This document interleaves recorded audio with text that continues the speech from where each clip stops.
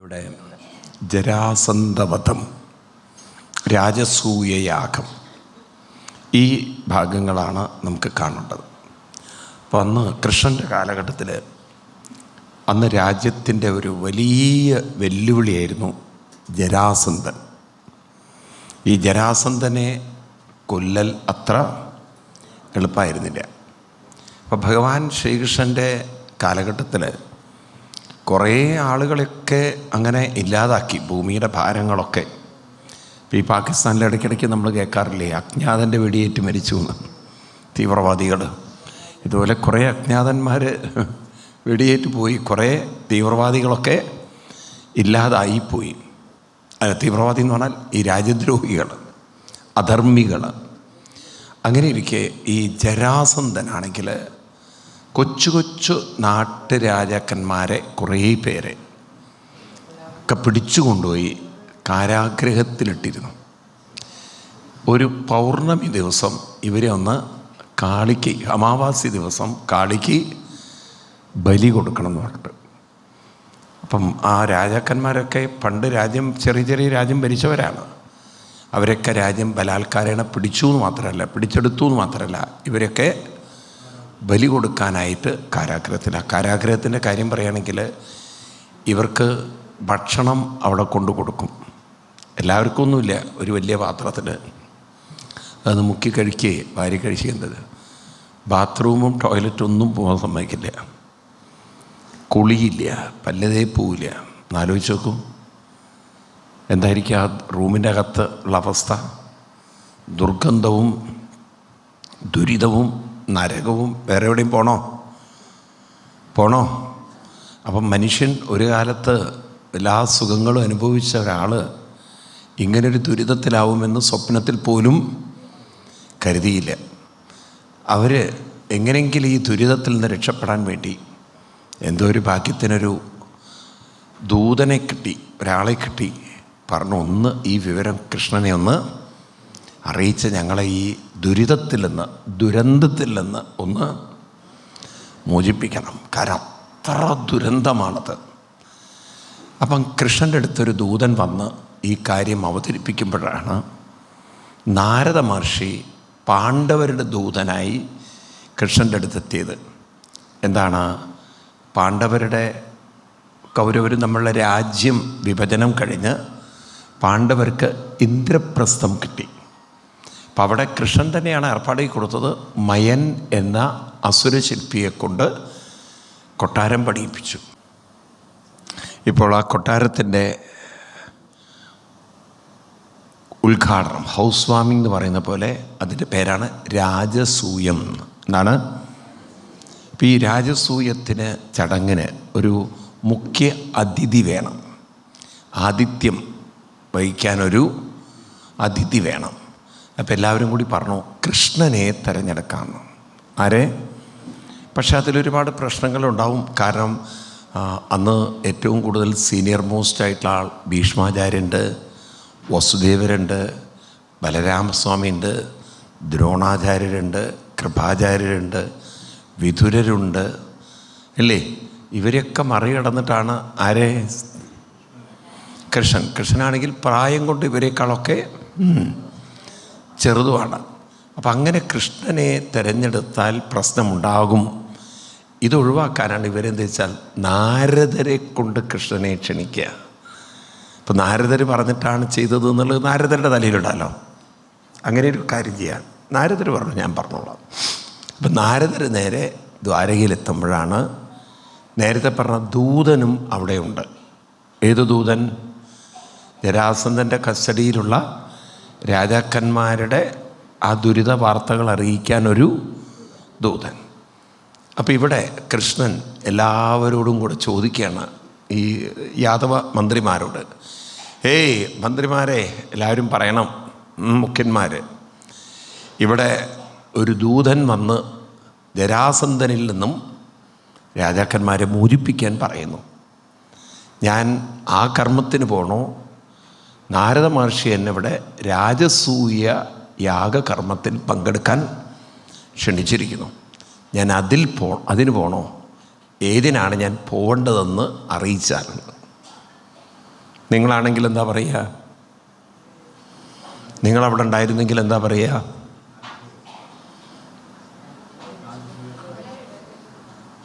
നിങ്ങളവിടെ ഉണ്ടായിരുന്നെങ്കിൽ എന്താ പറയുക?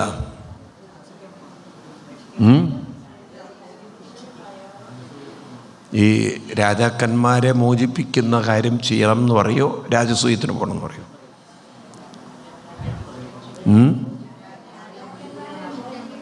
പൊതുവെ രാജാക്കന്മാരെ മോചിപ്പിക്കുന്നതല്ലേ മനുഷ്യത്വം, അല്ലേ? കാരണം അവരുടെ ഈ കണ്ടീഷനൊക്കെ പറഞ്ഞില്ലേ, ഭക്ഷണം കഴിക്കുന്നതും ബാത്റൂമൊക്കെ ഒരിടത്ത് തന്നെ ആയാലുള്ള അവസ്ഥ ആലോചിച്ച് നോക്കൂ. ദുരന്തല്ലേ? അപ്പം അതിനല്ലേ പ്രാധാന്യം, അല്ലേ? എല്ലാവരും അത് തന്നെ പറഞ്ഞു. അവസാനം കൃഷ്ണൻ ഉദ്ധവരോട് ചോദിച്ചു, ഉദ്ധവരെ നമ്മളെന്തിനാ പോകേണ്ടതെന്ന്. ഉദ്ധവർ പറഞ്ഞു, രാജസൂയത്തിന് പോകാം. എല്ലാവർക്കും ഉദ്ധവരോട് ഇത്തിരി വിഷമം തോന്നി. ഹേയ്, നമ്മളെ ക്ഷണിച്ച് ഒരു പൂജിക്കേണ്ട സ്ഥലത്താണോ പോവുക, പാവങ്ങളെ രക്ഷിക്കേണ്ടടുത്താണോ പോകേണ്ടതെന്ന്, അല്ലേ? അപ്പോൾ ഭഗവാൻ ഉദ്ധവരെ നോക്കിക്കൊണ്ട് പറഞ്ഞു, എല്ലാവരും മനസ്സിലാക്കുക, ഉദ്ധവൻ പറയുന്നതാണ് ശരി. കാരണം ഉദ്ധവർക്ക് കാര്യങ്ങളെ ദീർഘവീക്ഷണം ചെയ്യാനുള്ളൊരു കഴിവുണ്ടായിരുന്നു, ഇതാർക്കും ഉണ്ടായിരുന്നില്ല. കാരണം ഉദ്ധവർക്കറിയാം, ജരാസന്ധനെ നേരിട്ട് കൊല്ലാൻ കൃഷ്ണന് പറ്റില്ല, കൃഷ്ണന് സാധ്യമല്ല. അപ്പോൾ പാണ്ഡവരുടെ സഹായം ആർക്കാവശ്യമുണ്ട്? കൃഷ്ണൻ ആവശ്യമുണ്ട്. അപ്പം ഈ പാണ്ഡവരെ കൊണ്ട് ഈ കർമ്മം ചെയ്യിക്കണമെങ്കിൽ കൃഷ്ണൻ എവിടെ പോകണം? അപ്പോൾ ഒരു വെടിക്ക് 2 പക്ഷി. അതൊക്കെ കൃഷ്ണൻ മനസ്സിലാക്കിയത് ആർക്കും അറിയാം? ഉദ്ധവർക്കും അറിയാം. അപ്പോൾ ഈ രാജസൂയത്തിൻ്റെ ചടങ്ങിൻ്റെ ആദ്യപടിയായി മറ്റൊരു ചടങ്ങുണ്ട്, അതിൻ്റെ പേര് ദിക് വിജയം എന്ന് പറയും. എന്താണ്? ദിക്കുകൾ വിജയിക്കണം. അപ്പോൾ ഇതിന് കുതിരകളെ 4 ദിക്കിലേക്കും അയക്കും. എന്തിനാ കുതിരകൾ അയക്കുന്നത്? ആ കുതിരകളൊക്കെ ഇവരുടെ രാജാധിപത്യം അംഗീകരിക്കുന്നതിൻ്റെ ഒരു കുതിരകളാണ്, ഭാഗമാണ്. അതായത് ഏത് നാട്ടുരാജ്യത്തിലൂടെ പോകുന്നുണ്ടോ ആ നാട്ടുരാജ്യത്തിലൂടെ ആ കുതിര പോയാൽ അതിനെ പിടിച്ചു കെട്ടിയിട്ടില്ലെങ്കിൽ ചക്രവർത്തിക്ക്, അതായത് യുധിഷ്ഠിരന്, നിങ്ങൾ കപ്പം കൊടുക്കാൻ, ടാക്സ് കൊടുക്കാൻ ബാധ്യസ്ഥരാണ്. അല്ലെങ്കിൽ നിങ്ങൾ എന്ത് ചെയ്യണം? ആ കുതിരയെ കെട്ടിയിട്ട് യുദ്ധം ചെയ്ത് ഒന്നുകിൽ തോൽക്കണം, അല്ലെങ്കിൽ ജയിക്കണം. ജയിച്ചാൽ കപ്പം കൊടുക്കണ്ട. അപ്പം ഈ കാര്യത്തിന് കുതിര അഴിച്ചുവിട്ടുണ്ട്. പക്ഷേ യുധിഷ്ഠിരൻ്റെ കുതിരയൊന്നും കെട്ടാൻ മാത്രമുള്ള ധൈര്യം അന്ന് ആർക്കും ഉണ്ടായിരുന്നില്ല. എന്നാൽ ഒരുത്തനത് കെട്ടി, അത് ജരാസന്ധനാണ്. ഇപ്പം ജരാസന്ധൻ കുതിരയെ കെട്ടിക്കഴിഞ്ഞാൽ തീർച്ചയായിട്ടും ജരാസന്ധനെ യുദ്ധത്തിൽ എന്ത് ചെയ്യണം? തോൽപ്പിക്കണം. അപ്പം ഈ സമയത്താണ് കൃഷ്ണനും അർജുനനും ഭീമസേനും ബ്രാഹ്മണ വേഷത്തിൽ അങ്ങോട്ട് പോയത്. അതെന്തിനാ ബ്രാഹ്മണ വേഷം? കാരണം ഈ ജരാസന്ധൻ ക്ഷത്രിയന്മാരെ അങ്ങോട്ട് അടുപ്പിക്കില്ല. ആരെങ്കിലും ഒരാളെ അടുപ്പിക്കുന്നുണ്ടെങ്കിൽ അത്, കാരണം ബ്രാഹ്മണരത്ര ഉപദ്രവകാരികളല്ല എന്നാണ് ആര് വിചാരം? ജരാസന്ധന്. മറ്റൊരു പ്രശ്നം വെച്ചാൽ ക്ഷത്രിയരെ കണ്ടാൽ ചിലപ്പോൾ പിടിച്ച് കീഴടക്കി കഴിഞ്ഞാൽ എവിടെ കൊണ്ടിടും? കാരാഗ്രഹത്തിൽ കൊണ്ടിട്ട് കളയും. നേരത്തെ കണ്ടില്ലേ അവരുടെ കൂടെ, പിന്നെന്താ സംഭവിക്കുക അറിയണ്ടല്ലോ. അപ്പം ഇത് മനസ്സിലാക്കി കൃഷ്ണനും കൂട്ടരും ആരായി? ബ്രാഹ്മണ വേഷം കെട്ടിയിട്ടാണ് നേരെ പോയത്. അപ്പോൾ ബ്രാഹ്മണരാണെന്ന് കരുതി കൃഷ്ണനെയും ഭീമസേനെയും അർജുനനെയും ഒക്കെ സ്വീകരിച്ചു. വരൂ വരൂ ബ്രാഹ്മണരെ എന്നൊക്കെ പറഞ്ഞു. കൃഷ്ണൻ മനസ്സിൽ വിചാരിച്ചു, നന്നായി, അകത്ത് കയറാൻ പറ്റിയല്ലോ. അങ്ങനെ ബ്രാഹ്മണരെയൊക്കെ കണ്ട് കൈകൂപ്പിച്ച് വെച്ചു, അല്ല ഊണെടുക്കട്ടെ എന്ന്. അപ്പം കൃഷ്ണൻ പറഞ്ഞു, ഊണല്ല വേണ്ടത്, പിന്നെ വേണ്ടത് ചോദിച്ചാൽ തരുമോ എന്ന് വെച്ചു. ഓ, ബ്രാഹ്മണരിപ്പോൾ എന്ത് ചോദിച്ചാലും തരും, അതെൻ്റെ ഒരു പ്രതിജ്ഞയാണ്. സത്യമല്ലേ എന്ന് വെച്ചു. ഓ, സത്യം തന്നെ. അപ്പം കൃഷ്ണൻ പറഞ്ഞു, യുദ്ധം ദേഹിനോ രാജേന്ദ്ര, ഞങ്ങൾക്ക് ഊണും വേണ്ട, ദക്ഷിണയും വേണ്ട. ഞങ്ങൾക്ക് എന്താ വേണ്ടത്? യുദ്ധം തരണം. എന്ത് വേണം? അപ്പം ജരാസന്ധൻ കണ്ണിലേക്ക് നോക്കി. ഇങ്ങനെ ബ്രാഹ്മണരോ? സാധാരണ ബ്രാഹ്മണർക്ക് എന്ന് പറഞ്ഞാൽ ഒരു പശുദാനം, ഇത്തിരി ചോറ്, ഒരു മുണ്ട്, വെറ്റിലയുടെ കൂടെ ഇത്തിരി ദക്ഷിണ, ഇതൊക്കെയല്ലേ വേണ്ടോ? ഇവർക്കെന്താ വേണ്ടത്? യുദ്ധം. അപ്പം നിങ്ങൾ ആരാണെന്ന് ചോദിച്ചു. അപ്പം കൃഷ്ണൻ ആ ഭീമസേനെ കാണിച്ചു കൊടുത്തിട്ട് പറഞ്ഞു, ഇദ്ദേഹത്തേക്ക് ബ്രാഹ്മണൻ ആരാ പറയുക? ആ കയ്യുടെയൊക്കെ വണ്ണം കണ്ടില്ലേ? ഗതയെടുക്കുന്നവൻ ആണിവൻ. ആരാന്നറിയോ? പാണ്ഡവരിൽ രണ്ടാമത്തവനായ ആരാണ്? ഭീമസേനൻ. അർജുനനെ കാണിച്ചു കൊടുത്തിട്ട് പറഞ്ഞു, ഇതാരാന്നറിയോ? പാണ്ഡവരിൽ മൂന്നാമത്തവനായ അർജുനനാണ്. അപ്പം ജരാസന്ധൻ ചോദിച്ചു, അത് രണ്ട് നിൽക്കട്ടെ, നമ്മളാരാന്ന്? നമ്മളാരാണ്? അപ്പോൾ പറഞ്ഞു, 16 തവണ മുഖാമുഖം കണ്ട ആളാണ് നമ്മളെന്ന്. അപ്പോൾ കൃഷ്ണനും ജരാസന്ധനും തമ്മിൽ എത്ര തവണ യുദ്ധം? 16 തവണ. അപ്പം ആ കൃഷ്ണനെ നോക്കിക്കൊണ്ട് പറ ഭീരു എന്നാണ്. കൃഷ്ണൻ തീരെ വില കുറച്ചിട്ടാണ് ആര് കണ്ടത്? ജരാസന്ധൻ തീരെ പുച്ഛത്തോടെയൊക്കെ പറയണത്, ഭീരു, നിന്നോടൊന്നും യുദ്ധം ചെയ്ത് എൻ്റെ പേര് ഞാൻ കളയില്ല. അതായത് കൃഷ്ണനൊന്നും എനിക്കൊട്ടും തുല്യരല്ല എന്നർത്ഥം. അർജുനോട് പറഞ്ഞു, മാറി നിൽക്ക് നീയൊക്കെ എന്ന്, കുട്ടികളി. ഭീമസേനോട് പറഞ്ഞു, നിനക്ക് കൈക്ക് അത്ര തരിപ്പുണ്ടെങ്കിൽ എടുത്തുകൊണ്ടു പോവാ ഗത, എൻ്റെ ഗത എടുത്തുകൊണ്ടു പോവാ. അങ്ങനെ അങ്ങോട്ട് ഗത കൊണ്ടുവന്നു. രണ്ടുപേരും ഗതായുദ്ധത്തിലേർപ്പെട്ടു. അപ്പോൾ ഭീമസേനൊരു അഹങ്കാരം ഉണ്ടായിരുന്നു. കൃഷ്ണനെയും തള്ളി, അർജുനനെയും തള്ളി. ആരെയും എടുത്തിരിക്കുന്നത്? എന്നെ.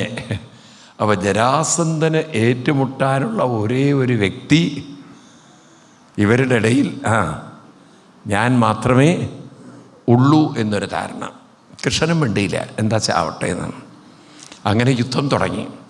അപ്പം അന്ന് വൈകുന്നേരം, അന്നത്തെ യുദ്ധം എന്നൊക്കെ പറഞ്ഞാൽ കാലത്ത് സൂര്യൻ ഉദിക്കുമ്പോൾ തുടങ്ങി, വൈകുന്നേരം സൂര്യൻ അസ്തമിക്കുമ്പോൾ കഴിയും. അപ്പോൾ കഴിഞ്ഞപ്പോൾ കൃഷ്ണൻ ചോദിച്ചു, ജ്യേഷ്ഠ, അല്ല നമുക്ക് യുദ്ധം എന്ന് തീരുന്ന്, നാളെ തീർന്നു പോവാം കൃഷ്ണ.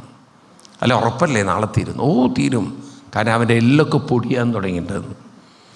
പിറ്റേ ദിവസം വൈകുന്നേരം യുദ്ധമൊക്കെ കഴിഞ്ഞിട്ട് ചോദിച്ചു, അല്ല ഇന്ന് പോവാന്നല്ലേ പറഞ്ഞത്, നാളെയും കൂടി വേണ്ടി വരുമെന്ന്. കാരണം കാര്യത്തിൽ അവൻ്റെ മസിലുകളൊക്കെ പൊടിയാൻ തുടങ്ങിയിട്ടുണ്ട്. മൂന്നാമത്തെ ദിവസം ചോദിച്ചു, അല്ല മസിലൊക്കെ, അങ്ങനെ പറഞ്ഞു, ഒരു ദിവസം കൂടി, ഒരു ദിവസം. അങ്ങനെ 27 ദിവസം കഴിഞ്ഞു. എത്ര? എന്നാലോചിച്ച് നോക്കൂ. ജരാസന്ധന് വേണം കാപ്പിയും ചായയൊക്കെ ഉണ്ടാക്കി കൊടുക്കണം, അടിയും കിട്ടണം, അടിയും കൊള്ളണം, ഇവർക്ക് വേണ്ടുന്ന ഭക്ഷണവും കൊടുക്കണം. 27ാമത്തെ ദിവസം രാത്രി ഭഗവാൻ ഭീമസേനോട് ചോദിച്ചു, അല്ല 27 ദിവസമായി ഒന്നും ആയില്ലല്ലോ, നാളെ കൊണ്ടൊരു തീരുമാനമാവുന്നു. എന്ത് തീരുമാനം? ഭീമസേനൻ പൊട്ടിക്കരഞ്ഞുകൊണ്ട് പറഞ്ഞു, ഞാൻ പറഞ്ഞില്ലേ എല്ല് പൊട്ടുന്നു, മസിലുടയുന്നു. അതെ, അത് എൻ്റെ ആയിരുന്നു, ഇപ്പോഴാണ് മനസ്സിലായതെന്ന്. ഇതൊന്നും ആരുടെ ആയിരുന്നില്ല? ജരാസന്ധൻ്റെ ആയിരുന്നില്ല. നാളെ ഞാൻ ഉണ്ടാവില്ല നിങ്ങളുടെ കൂടെ, എൻ്റെ കാര്യത്തിൽ ഒരു തീരുമാനമാവും. ഞാൻ നാളെ മരിക്കും കൃഷ്ണ, ഇനി ഇവൻ്റെ അടുത്ത് അടി കൊള്ളാൻ വയ്യ. അങ്ങനെ കരയാൻ തുടങ്ങി. അപ്പം ഭഗവാൻ പറഞ്ഞു, അല്ല ജ്യേഷ്ഠനല്ലേ വിചാരിച്ചത് ഞങ്ങളെക്കാളൊക്കെ ഏറ്റവും കരുത്തനാണ് ജ്യേഷ്ഠൻ, അതുകൊണ്ടാണ് അങ്ങേ ജരാസന്ധൻ തിരഞ്ഞെടുത്തതെന്നൊക്കെ. അപ്പം ഇപ്പോഴെന്താ അങ്ങനെ കുട്ടികളെപ്പോലെ കരയണതെന്ന്? കൃഷ്ണ, അവനെ തൊടാൻ പറ്റുന്നില്ല, അവൻ ഇരുമ്പാണവൻ. എന്താണ്? ഇരുമ്പ്. അവനെ തൊടാൻ പറ്റുന്നില്ല, അത്ര ഇരുമ്പിൻ്റെ മുകളിൽ അടിക്കുന്ന പോലെയാണ്. പറഞ്ഞു, ഒന്നുകിൽ നിങ്ങളിന്ന് ഉറങ്ങിയിട്ട് ഞാൻ മതിലിയാടി പോകണമെന്നാണ്. ആര്? ഭീമസേൻ ഒളിച്ചോടി പോകണമെന്ന്. അല്ലെങ്കിൽ നാളെ നിങ്ങളെൻ്റെ ശവവും കൊണ്ട് പോകണം. കൃഷ്ണ, എനിക്കിനി യുദ്ധം വേണ്ട, എനിക്ക് മതിയെന്ന്. അപ്പോൾ കൃഷ്ണൻ ഒരു വല്ലാത്തൊരു നിസ്സഹായാവസ്ഥയിൽ ഭീമസേൻ എത്തിയപ്പോൾ ഒന്ന് തലോടിക്കൊണ്ട് പറഞ്ഞു, ഈ ജരാസന്ധനെ കൊല്ലാൻ ഒരു ഗദയും വേണ്ടാന്ന്. ഇവനെ കൊല്ലാൻ ഗദ കൊണ്ട് പറ്റില്ല എന്ന്. പിന്നെന്താ വേണ്ടത്? ഇത്തിരി ബുദ്ധിയും ഇത്തിരി ശക്തിയും മാത്രം മതി ആരെ കൊല്ലാൻ? അശിച്ചു. അതെന്താ അങ്ങനെയെന്ന്? ഇവൻ്റെ കഥയുടെ പിന്നിലൊരു കഥയുണ്ട്. ഇവൻ്റെ അച്ഛന് മക്കളുണ്ടായിരുന്നില്ല. അപ്പം അങ്ങനെ കൊട്ടാരത്തിൽ വിഷമിച്ചുകൊണ്ടിരിക്കുമ്പോഴാണ് സന്യാസി വന്നത്. ആ സന്യാസി ഒരു പഴം ജപിച്ചിട്ട് കൊടുത്തിട്ട് പറഞ്ഞു, അദ്ദേഹത്തിനോട് പത്നിയോട് കഴിക്കാൻ പറയുന്നു. അപ്പോൾ ഒരു കുഞ്ഞിനു വേണ്ടിയുള്ള ഒരു സങ്കല്പമാണ് ആ പഴത്തിനുണ്ടായിരുന്നത്. ജരാസന്ധൻ്റെ അച്ഛന് 2 ഭാര്യമാരാണ്. എത്ര? അതായത് ജരാസന്ധൻ്റെ അമ്മ എന്ന് പറയുന്നത് 2 അമ്മമാരാണ്. 2 അമ്മമാരാണ് ജരാസന്ധൻ്റെ അച്ഛന്. ആ സ്ത്രീകൾ എന്ത് ചെയ്തു? ആ ഒരു പഴത്തിനെ പണ്ട് രാമായണത്തിൽ പായസം വന്ന് ഭാഗിച്ച പോലെ ഇത് 2ആയിട്ട് അങ്ങോട്ട് പകുത്തു. അതിൻ്റെ ഫലം എന്തുണ്ടായി? ഒരു ഫുൾ കുഞ്ഞിൻ്റെ പകുതി പാർട്ട് ഒരാൾ, പകുതി വേറൊരാൾ. 2 മാംസപിണ്ഡങ്ങളാണ് 2 പേരും പ്രസവിച്ചത്. ചില അമ്മമാർ പറയല്ലേ, ഒരു കുഞ്ഞിക്കാല് കാണാൻ മോഹം എന്നൊക്കെ. എത്ര?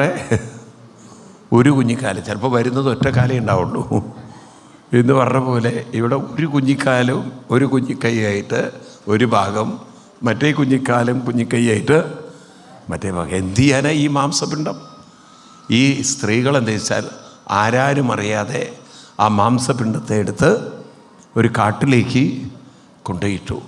അവിടെ ഈ കാട്ടിൽ വസിക്കുന്ന ഒരു കാട്ടുജാതി ആ സ്ത്രീ, അവളുടെ പേരായിരുന്നു ജര. ഇവളെന്ത് ചെയ്തു? ഈ മാംസപിണ്ഡം കണ്ടപ്പം ഇവളുടെ ഒരു കൗതുകത്തിന് എന്തോ പച്ചമരുന്നൊക്കെ ചേർത്ത് ഇവളത് ചേർത്ത് വെച്ചു. ആദ്യത്തെ പ്ലാസ്റ്റിക് സർജറി ചെയ്ത ആളാണ് ആര്? ഈ ജര. ഈ മാംസപിണ്ഡം 2 ചേർത്തോടുകൂടി കുഞ്ഞ് കരയാൻ തുടങ്ങി. അപ്പോൾ അവർക്കൊരു ഒരു മാതൃത്വം കൊണ്ട് അവർക്ക് തോന്നി, നമ്മുടെ രാജ്യത്തിലെ രാജാവിന് കുട്ടികളില്ലല്ലോ, അവിടെ കൊണ്ട് കൊടുക്കാമെന്ന്. രാജാവ് വലിയ സന്തോഷത്തിൽ പത്നിമാരെ വിളിച്ചിട്ട് പറഞ്ഞു, ദേ നമുക്കൊരു കുഞ്ഞും കൂടെ വന്നിരിക്കുന്നു എന്ന്. ആ പത്നിമാർ നോക്കുമ്പോൾ അവരെറിഞ്ഞ സാധനം രാജാവിനോട് പറയാൻ പറ്റുമോ? ഏതായാലും കഥകളൊക്കെ പിന്നെ രാജാവിനെ അറിയിച്ചപ്പോൾ രാജാവ് ആ ജരയോടുള്ള ബഹുമാനാർത്ഥം കുട്ടിക്ക് പേര് കൊടുത്തു. ജരയാൽ സന്ധി ചെയ്യപ്പെട്ട കുട്ടിയായതുകൊണ്ട് എന്തു പേര്? ജരാസന്ധൻ. എന്നിട്ട് പറഞ്ഞു, ഇവനെ കൊല്ലാൻ ഒറ്റ വഴി, ഈ ജോയിൻ ചെയ്ത പാർട്ട് വലിച്ചു കീറണം.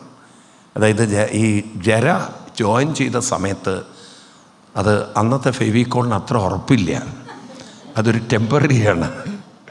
അതുകൊണ്ട് ജോയിൻ ചെയ്ത പാർട്ടിൻ്റെ ശക്തി കുറവാണ്. വേണമെന്ന് വെച്ചാൽ അത് വീണ്ടും വലിച്ചു കീറിയെടുക്കാം. അപ്പം നാളെ അത്രയും വേണ്ടു ജരാസന്ധനെ കൊല്ലാൻ. അപ്പം കൃഷ്ണനോട് ചോദിച്ചു, എന്നാൽ കൃഷ്ണ ഫസ്റ്റ് ഡേ നിങ്ങൾ പറയായിരുന്നില്ലേ, ഇത്രയും ദിവസം ഞാൻ അടികൊള്ളേണ്ട വല്ല കാര്യമുണ്ടോ? എന്തിനാ ഇങ്ങനെ അടികൊള്ളിച്ചത്? അപ്പോൾ ഉടനെ കൃഷ്ണൻ പറഞ്ഞു, ജ്യേഷ്ഠ, നമുക്ക് ബുദ്ധി കൊണ്ട് ഒരാളെ നശിപ്പിക്കാം, പക്ഷെ നമ്മുടെ ഉള്ളിലുള്ള അഹന്ത പോകണമെങ്കിൽ ചിലപ്പോൾ 2 എണ്ണം കിട്ടേണ്ടി വരും. അല്ലാതെ ഏത്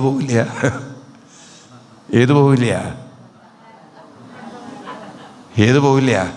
ആ ഞാനെന്ന ഭാവം പോവില്ല, എല്ലാം തികഞ്ഞവനെന്ന ഭാവം പോവില്ല. അതുകൊണ്ട് ഞാൻ മിണ്ടാതിരുന്നത് എന്ന്. അപ്പോൾ ഭീമസേന് മനസ്സിലായി ആ തലക്കനത്തിൻ്റെ ആവശ്യം ഉണ്ടായിരുന്നില്ല. ആ തലക്കനം കാണാനാണ് 27 ദിവസം കൊണ്ടതേ. ഏതായാലും പിറ്റേ ദിവസം ഭീമസേൻ ചെല്ലുന്നു.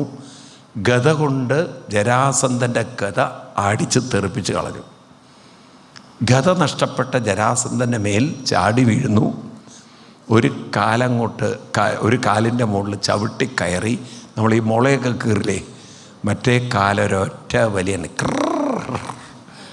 ആ ജര തേച്ച പേസ്റ്റൊക്കെ അല്ലെങ്കിൽ ഗമ്മെല്ലാം അടർന്നുപോയി. ജരാസന്ധൻ എന്ന വ്യക്തി 2ആയി. അങ്ങനെ ജരാസന്ധനെ വധിച്ചു. ജരാസന്ധനെ വധിച്ചതോടെ പല രാജ്യത്തിലെയും രാജാക്കന്മാരെ കാരാഗ്രഹത്തിലിട്ടില്ലേ, അവരൊക്കെ മോചിപ്പിച്ചു. ദുർഗന്ധം കൊണ്ട് അടുക്കാൻ പറ്റില്ല എന്നാണ്. അത്ര ദുർഗന്ധമായിരുന്നു. അവരോടൊക്കെ കുളിച്ച് ഈ ജരാസന്ധൻ്റെ പുത്രൻ്റെ പേരാണ് സഹദേവൻ. ആരാണ്? അവനോട് അവർക്കൊക്കെ വസ്ത്രം കൊടുക്കാൻ പറഞ്ഞു. അവരെല്ലാം അവിടെ വന്ന് കൃഷ്ണനെ സ്തുതിക്കുന്ന സ്തുതിയാണ് ഭാഗവതത്തിലെ ഏറ്റവും പ്രധാന ശ്ലോകമായി കണക്കാക്കിയിട്ടുള്ളത്. ഭാഗവതത്തിലെ ഏറ്റവും പ്രധാനപ്പെട്ട ശ്ലോകമാണ് ഈ രാജാക്കന്മാരുടെ സ്തുതിയിലുള്ള ഈ മന്ത്രം. കൃഷ്ണായ വാസുദേവായ ഹരയേ പരമാത്മനെ പ്രണതക്ലേശനാശായ ഗോവിന്ദായ നമോ നമ. ഇത് ആ രാജാക്കന്മാർ കൃഷ്ണനെ സ്തുതിക്കുന്ന സ്തുതിയാണ്. അങ്ങനെ കൃഷ്ണനെ സ്തുതിച്ച് കൃഷ്ണനാൽ അനുഗ്രഹീതരായി അവരവിടെ നിന്നും പോവുകയാണ്. അപ്പോൾ ഈ കഥയൊക്കെ പറയുന്നത് എന്താ വെച്ചാൽ നമ്മളിതിൻ്റെയൊക്കെ പിന്നിലുള്ള തത്വവും ഗ്രഹിക്കണം. എന്താണ് തത്വം എന്ന് വെച്ച് കഴിഞ്ഞാൽ, ഇപ്പം നമ്മൾ ആവുന്ന കാലത്തൊക്കെ സുഖങ്ങളിൽ ജീവിച്ച് കുറേ കഴിഞ്ഞാൽ നമ്മുടെ മനസ്സ് സുഖങ്ങളുടെ ഒരു കാരാഗ്രഹത്തിൽ പെട്ടുപോകും. ഈ ജരാസന്ധൻ രാജാക്കന്മാരെ കാരാഗ്രഹത്തിലാക്കുക എന്ന് പറഞ്ഞാൽ, ജരാസന്ധൻ എന്ന് പറഞ്ഞാൽ ജരയുമായി സന്ധി ചെയ്ത, ജര എന്ന് പറഞ്ഞാൽ അർത്ഥം ശരീരം എന്നാണ്. എന്താണ്? ഈ ശരീരത്തോട് നമ്മുടെ മനസ്സങ്ങോട്ട് സന്ധി ചെയ്താൽ എന്താ ഉണ്ടാവുക? ഞാനീ ശരീരമാണെന്നുള്ളൊരു തോന്നൽ വരും. അതായത് സ്ഥൂല ശരീരം മാത്രം കാണും, സൂക്ഷ്മമായ മനസ്സിനെ കാണില്ല. അതായത് അകക്കണ്ണ് തുറക്കില്ല, നമ്മുടെ മാംസക്കണ്ണ് മാത്രമേ തുറക്കുള്ളൂ. ഇത് മാത്രമേ കാണുള്ളൂ, ഈ ശരീരവും ലോകവും മാത്രം. അപ്പം അതുകൊണ്ട് എന്ത് പറ്റും? അങ്ങനെ വരുമ്പോൾ നമ്മുടെ മനസ്സ് ക്രമേണ വാസനകളുടെ, ദുഃഖങ്ങളുടെ കാരാഗ്രഹത്തിൽ പെട്ടുപോകുന്നത് നമ്മളാരും അറിയുകയില്ല. അപ്പം എന്ത് വേണം? ആ കാരാഗ്രഹത്തിൽ നിന്നും ആ മനസ്സിനെ മോചിപ്പിക്കണമെങ്കിൽ ആരെ വധിക്കണം? ജരാസന്ധൻ. എന്ന് പറഞ്ഞാൽ എന്താ വേണ്ടത്? ജരാസന്ധനെ വധിക്കുക എന്ന് പറഞ്ഞാൽ ശരീരബോധത്തിൽ നിന്നും ഉൾബോധത്തിലേക്ക്, അതായത് മാംസക്കണ്ണിൽ നിന്നും ഏത് കണ്ണിലേക്ക് ഉയരണം? ഉൾക്കണ്ണിലേക്ക് ഉയരണം. അതിനെന്ത് വേണം? അനുഷ്ഠാനം കൃത്യമായി കൊണ്ടു നടക്കുമ്പോഴാണ് നമ്മുടെ അകക്കണ്ണ്,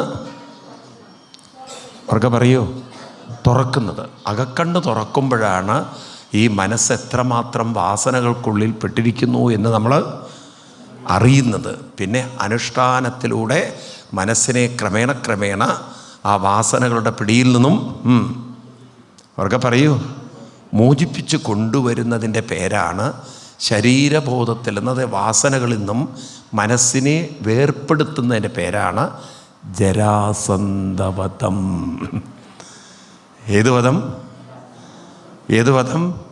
അപ്പോൾ ഈ ജരാസന്ധവധം എവിടെ നടക്കണം?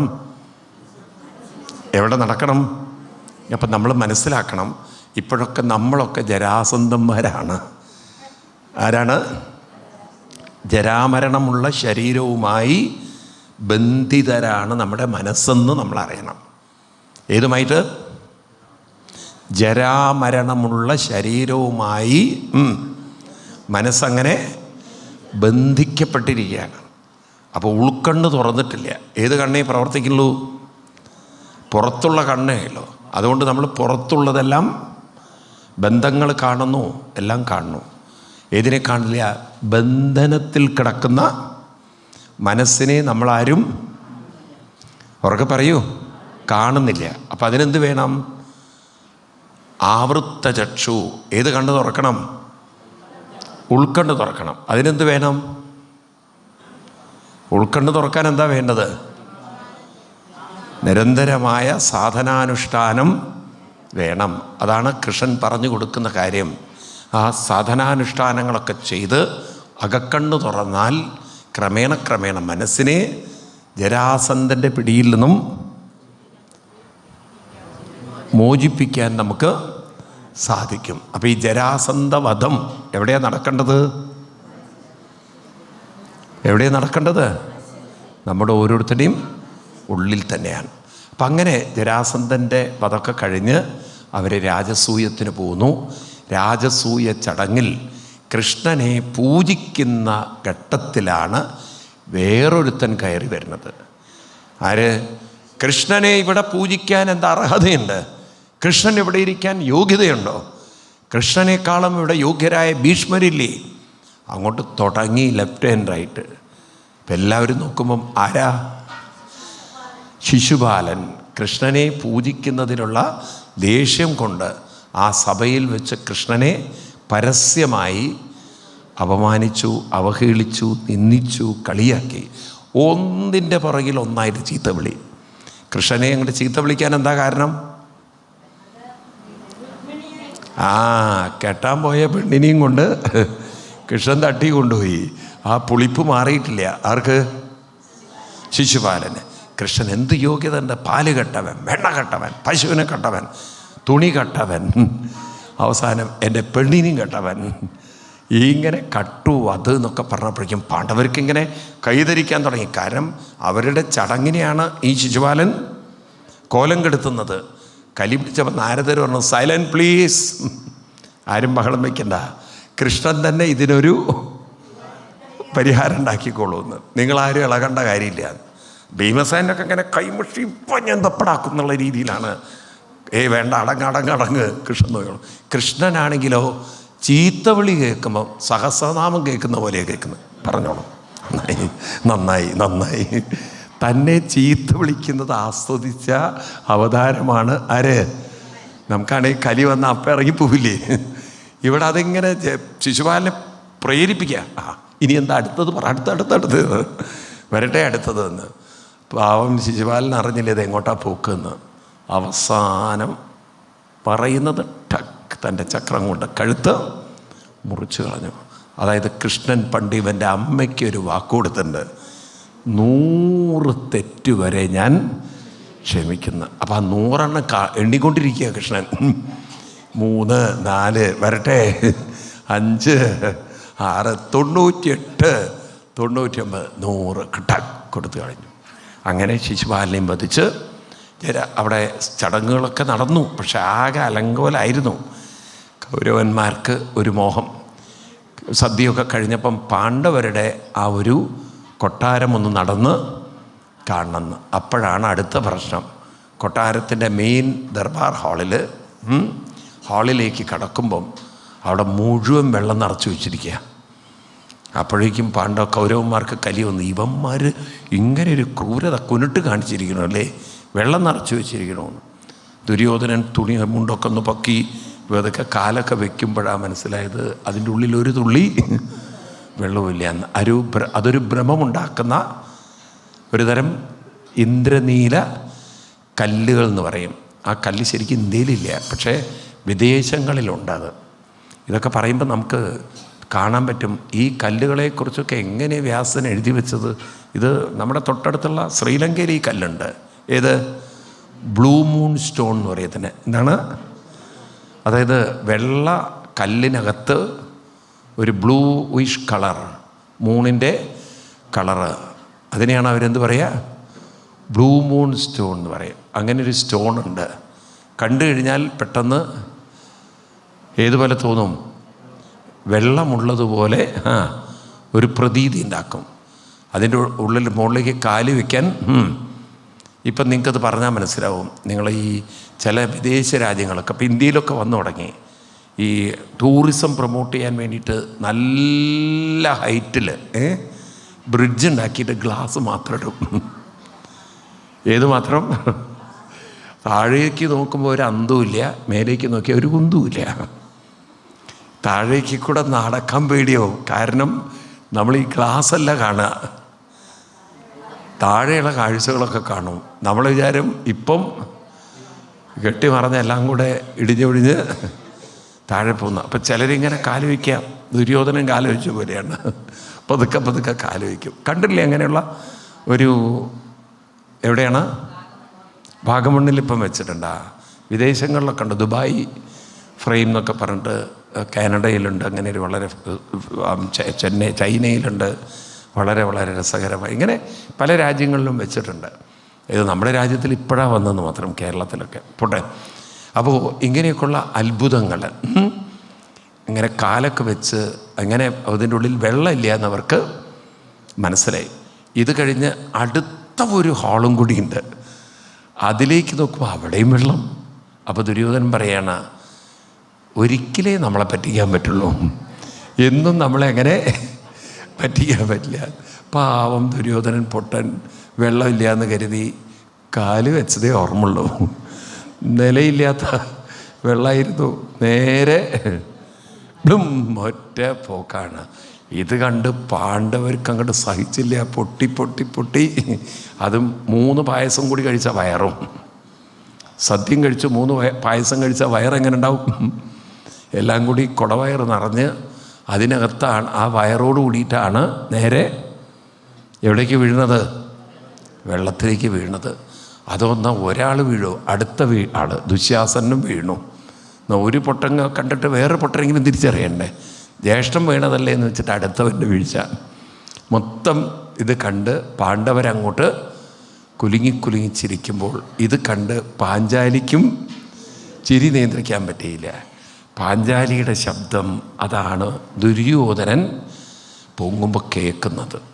എല്ലാവരുടെ മുന്നിലും വെച്ച് പാഞ്ചാലി എന്നെ അവഹേളിച്ചതൊട്ടും ശരിയായില്ല എന്ന്. ആ സമയത്ത് തൻ്റെ തുടയിൽ അങ്ങോട്ട് ശക്തിയിലടിച്ചിട്ട്, ഇതിനുള്ള മറുപടി സമയത്തിന് ഞാൻ പാഞ്ചാലി നിനക്ക് തരുന്നുണ്ട് പ്രതിജ്ഞ ചെയ്തു. ഇതെല്ലാം കണ്ടുകൊണ്ട് കൃഷ്ണൻ ഇരുന്നു എന്നാണ്. ദുര്യോധനൻ്റെ മുഖത്തുള്ള ആ ഒരു ദേഷ്യഭാവവും എടുക്കുന്ന ഒരു പ്രതിജ്ഞയുടെ ആ ഒരു സ്വഭാവമൊക്കെ കൃഷ്ണൻ ഒപ്പിയെടുക്കാൻ പറ്റി. ഇത് കണ്ട് കൃഷ്ണനും ചിരിച്ചു എന്നാണ് വ്യാസർ പറയുക. ഒരു മൗന പുഞ്ചിരി കൃഷ്ണൻ. എന്താണെന്ന് വെച്ചാൽ മഹാഭാരതമെന്ന ഒരു മഹായുദ്ധത്തിൻ്റെ വിത്ത് പാകിക്കൊണ്ടാണ് പാണ്ഡവരുടെ ഗൃഹപ്രവേശമെന്ന രാജസൂയമെന്ന ചടങ്ങ് അവസാനിച്ചത്. അപ്പോൾ ഒരു വലിയ ഒരു യുദ്ധത്തിൻ്റെ വേര് എവിടെ ഉറപ്പിച്ചു? ആ രാജസൂയത്തിൽ പറയൂ, ഉറപ്പിച്ചു. ദുര്യോധനനും പാണ്ഡവരും തമ്മിൽ ഒരിക്കലും ഒത്ത് പോവില്ല. മനസ്സിലായില്ലേ? അങ്ങനെ രാജസൂയം കഴിഞ്ഞ് എല്ലാവരും പോയി. കൃഷ്ണനും അവിടെ നിന്ന് പോകുമ്പോൾ കൃഷ്ണൻ ഉദ്ധവരോട് പറഞ്ഞു, എല്ലാറ്റിനും ആരംഭമാവുകയാണ്.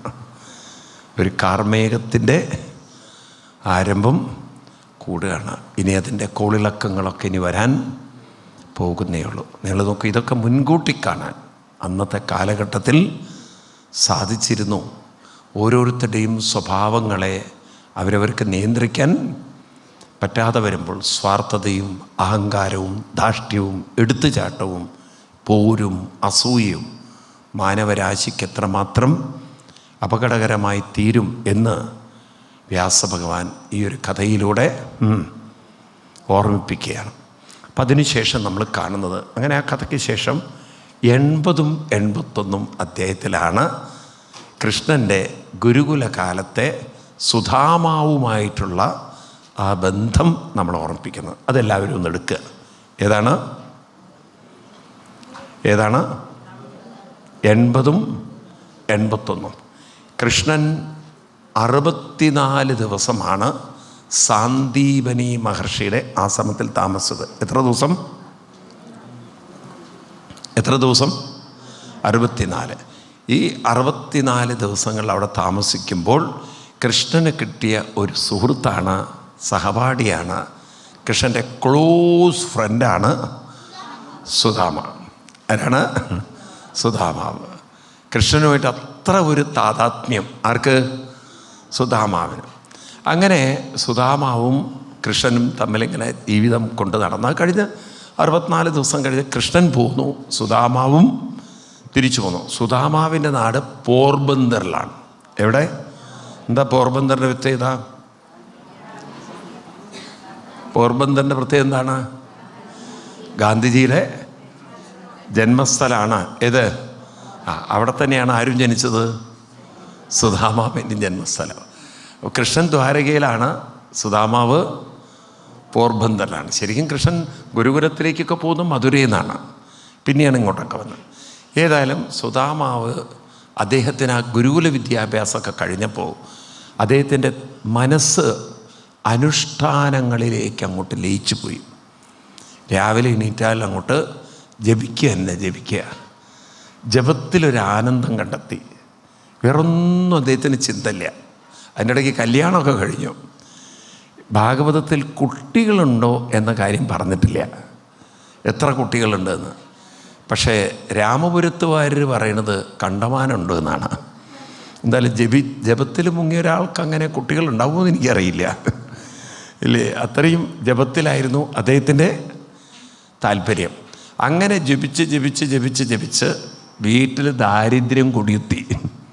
വീട്ടിൽ കാര്യമായിട്ടൊന്നും ഇല്ല. ഭാര്യ ഓരോ വീടുകളിൽ പോയി യാചിച്ചു കൊണ്ടുവന്നതുകൊണ്ടാണ് നിത്യവൃത്തി കഴിഞ്ഞത്. ആ ഭാര്യ, അങ്ങനെ ഒരു ഭാര്യ ആയതുകൊണ്ട് നന്നായി. ഇന്നാണെങ്കിൽ അങ്ങനെ ഒരു ഭാര്യ അവിടെ നിൽക്കുമോ? ഒരു പഠിക്കുമ്പോൾ അതിരുന്ന് ജപിക്കുന്ന ഭർത്താവിനെ ഭാര്യ വീട്ടിൽ നിർത്തുമോ? പാവം അദ്ദേഹത്തിൻ്റെ ഭാര്യയ്ക്ക് അങ്ങനത്തെ ഒരു പ്രശ്നമില്ല. അവർ പറഞ്ഞു, അങ്ങ് ജപിച്ചോളൂ, എനിക്ക് വിരോധമില്ല, ഞാൻ അങ്ങയ്ക്ക് വേണ്ടി എന്താണ് സേവനം ചെയ്യേണ്ടതെന്ന് വെച്ചാൽ ചെയ്തോളാം. അത്ര ഭാര്യ കമ്മിറ്റഡായിരുന്നു. പക്ഷേ ഭാര്യയ്ക്കറിയാം ഇതൊന്നും ഭർത്താവിന് തികയുന്ന ഭക്ഷണമൊന്നല്ല. കാരണം അദ്ദേഹത്തിൻ്റെ ശരീരരൂപം ദിവസം മാറിക്കൊണ്ടേയിരുന്നു. എക്സ്റേ എടുക്കേണ്ട കാര്യമില്ല. കാരണം അത്രമാത്രം എന്ത് കാണാമായിരുന്നു? ആ എല്ലുകളൊക്കെ അത്ര തെളിഞ്ഞ് കാണാമായിരുന്നു. അപ്പോൾ ഭാര്യ ഇടയ്ക്കിടയ്ക്ക് ചോദിക്കും, അല്ല അങ്ങിങ്ങനെ നാമത്തിലൊക്കെ ജപിച്ചിരിക്കുമ്പം എനിക്കൊരു വിഷമം, അങ്ങയ്ക്ക് വേണ്ടതൊന്നും തരാൻ പറ്റുന്നില്ലല്ലോ എന്ന്. അങ്ങയുടെ സതീർത്ഥ്യനല്ലേ കൃഷ്ണൻ, ഒന്ന് കണ്ടാൽ തന്നെ നമ്മുടെ പ്രശ്നങ്ങളൊക്കെ പോവില്ലേ? ഒന്ന് പോയി കണ്ടുകൂടെ എന്നിങ്ങനെ ഇടയ്ക്കിടയ്ക്ക് ആരെ ഓർമ്മിപ്പിക്കും? സുധാമാവിനെ. അപ്പോൾ സുധാമാവ് എന്തിനാ മഹാത്മാവിനെ ബുദ്ധിമുട്ടിക്കുന്നത്, എന്തിനാ അദ്ദേഹത്തിനെ ബുദ്ധിമുട്ടിക്കുന്നത് എന്ന് പറഞ്ഞ് ഇങ്ങനെ ആ ഒരു കാര്യത്തിൽ നിന്നും മാറി നിൽക്കും. ഭാര്യ അതിലൊന്നും വിഷമം വിചാരിച്ചില്ല. ഓരോ വീടുകളിൽ പോവും, കിട്ടുന്നത് കൊണ്ടുവരും, ഭർത്താവിന് കൊടുക്കും. സുധാമാവിനൊരു ഗുണമുണ്ടായിരുന്നു. എന്താ ഗുണമെന്ന് വെച്ച് കഴിഞ്ഞാൽ, ഭാര്യ എന്തുണ്ടാക്കി കൊടുത്താലും അത് തൃപ്തിയോടെ സ്വീകരിക്കും, പരാതിയില്ല. എന്നതൊക്കെ വേണം എന്നുള്ളൊരു നിർബന്ധ ബുദ്ധിയില്ല. അതായത് ഒരു ഡിമാൻഡും ഇല്ല, ഒരു പരാതിയില്ല. ഉള്ളതിലൊക്കെ എന്തു കൊടുത്താലും എന്ത് പറയും? വളരെ വളരെ നന്നായി എന്നുള്ള ഒരു കമൻറ്റും പറയും. ഇത് കേൾക്കുമ്പം ഭാര്യയ്ക്ക് സന്തോഷമല്ലേ? എന്താ ഒന്നും മിണ്ടാത്തത്? അങ്ങനെയുള്ളൊരു ഭർത്താവിനെയും മക്കളെയും കണ്ടു കിട്ടാൻ പ്രയാസമല്ലേ? ആണോ? എന്ത് കിട്ടിയാലും അതിൽ ഉപ്പില്ല, മുളകില്ല, പുളിയില്ല, അപ്പൂ എന്നൊക്കെ പറയുന്ന ആൾക്കാർക്ക് ഇതൊരു പരാതിയും ഇല്ല. ആർക്ക്? ഒന്നാമത് അതിൻ്റെ അകത്ത് ഉപ്പും മുളകും ഇല്ല. ആ സാധനം നന്നായിട്ടുണ്ടെന്നും കൂടി പറഞ്ഞു കഴിഞ്ഞാൽ എങ്ങനെ ഇരിക്കും? ഒരു പരാതിയില്ലാതെ സ്വീകരിച്ച ആളാണ് സുധാമാവ്. അതുകൊണ്ട് ഭാര്യയ്ക്കും വലിയ വിഷമമായി. കാരണം ഈ ഭർത്താവിന് എങ്ങനെയാണ് എന്തു കൊടുത്താലും തൃപ്തിയായിട്ടുള്ള ഒരാളെ ഇനി എങ്ങനെ തൃപ്തിപ്പെടുത്തുക? മനസ്സിലായില്ലേ? ബുദ്ധിമുട്ടല്ലേ അത്? അങ്ങനെ പാവം ഭാര്യ ഇങ്ങനെ ദിവസങ്ങൾ നീക്കുമ്പോഴാണ് ഒരു ദിവസം സുധാമാവ് ഇങ്ങോട്ട് പറയണത്, അല്ല, ഭാര്യയുടെ പേര് സുശീല എന്നാണ്. എന്താണ്? ഉടുക്കാൻ ശീലമില്ലെങ്കിലും സ്വഭാവം നല്ല ശീലം ഉള്ള ആളായിരുന്നു. ആര്? സുശീല. ഒരു ദിവസം സുശീലയോട് പറഞ്ഞു, അല്ല, ദേവി പറഞ്ഞ പ്രകാരം കൃഷ്ണനെ ഒന്ന് പോയി കണ്ടാലെന്താണ്? ആ മഹാത്മാവിനെ കാണണമെന്ന് മനസ്സിലൊരാഗ്രഹം തോന്നിയിട്ടുണ്ട്. എനിക്ക് ആ മഹാനെന്ന് പോയി കാണണമെന്ന്. എന്നിട്ട് ചോദിക്കുന്ന ചോദ്യം, അല്ല, അദ്ദേഹത്തിനെ കാണാൻ പോകുമ്പോഴേ എന്തെങ്കിലും ഒന്ന് കൊടുക്കണ്ടേ? വെറും കൈയോടുകൂടി പോകുന്നത് അത്ര ശരിയാണോ എന്ന്. ഇന്നാണെങ്കിൽ ഭാര്യ എന്താ പറയുക? ദാരിദ്ര്യത്തിൽ കൂപ്പ് കുത്തി നിൽക്കുന്ന വീട്ടിൽ നിന്നേ എന്തെങ്കിലും കൊടുക്കാണ്ടോ എന്ന്. ഭാര്യ ഇന്നാണെങ്കിൽ വയറ് നിറച്ച് കൊടുത്തിട്ടുണ്ടാവും, നിങ്ങൾ വല്ലതും കൊണ്ടുവച്ചിട്ടുണ്ടോ എന്ന്, അല്ലേ? അങ്ങനെയല്ലേ ചോദിക്കുക? ആണോ? എന്നാൽ ഇവിടെ ഭാര്യ നോക്കൂ, അതാണ് സുശീല. എനിക്ക് തോന്നാറുണ്ട് ചിലപ്പം ഈ കിടങ്ങൂരിൽ നിന്നാണോ എന്ന്. ഒരു പരാതിയും പറയാതെ വേഗം ഒരു വീട്ടിലേക്ക് ഓടിച്ചെന്ന് യാചിത്വാ ചതുരോന്മുഷ്ടീൻ പൃഥുകദണ്ഡുലാൻ എന്ത് മേടിച്ചു?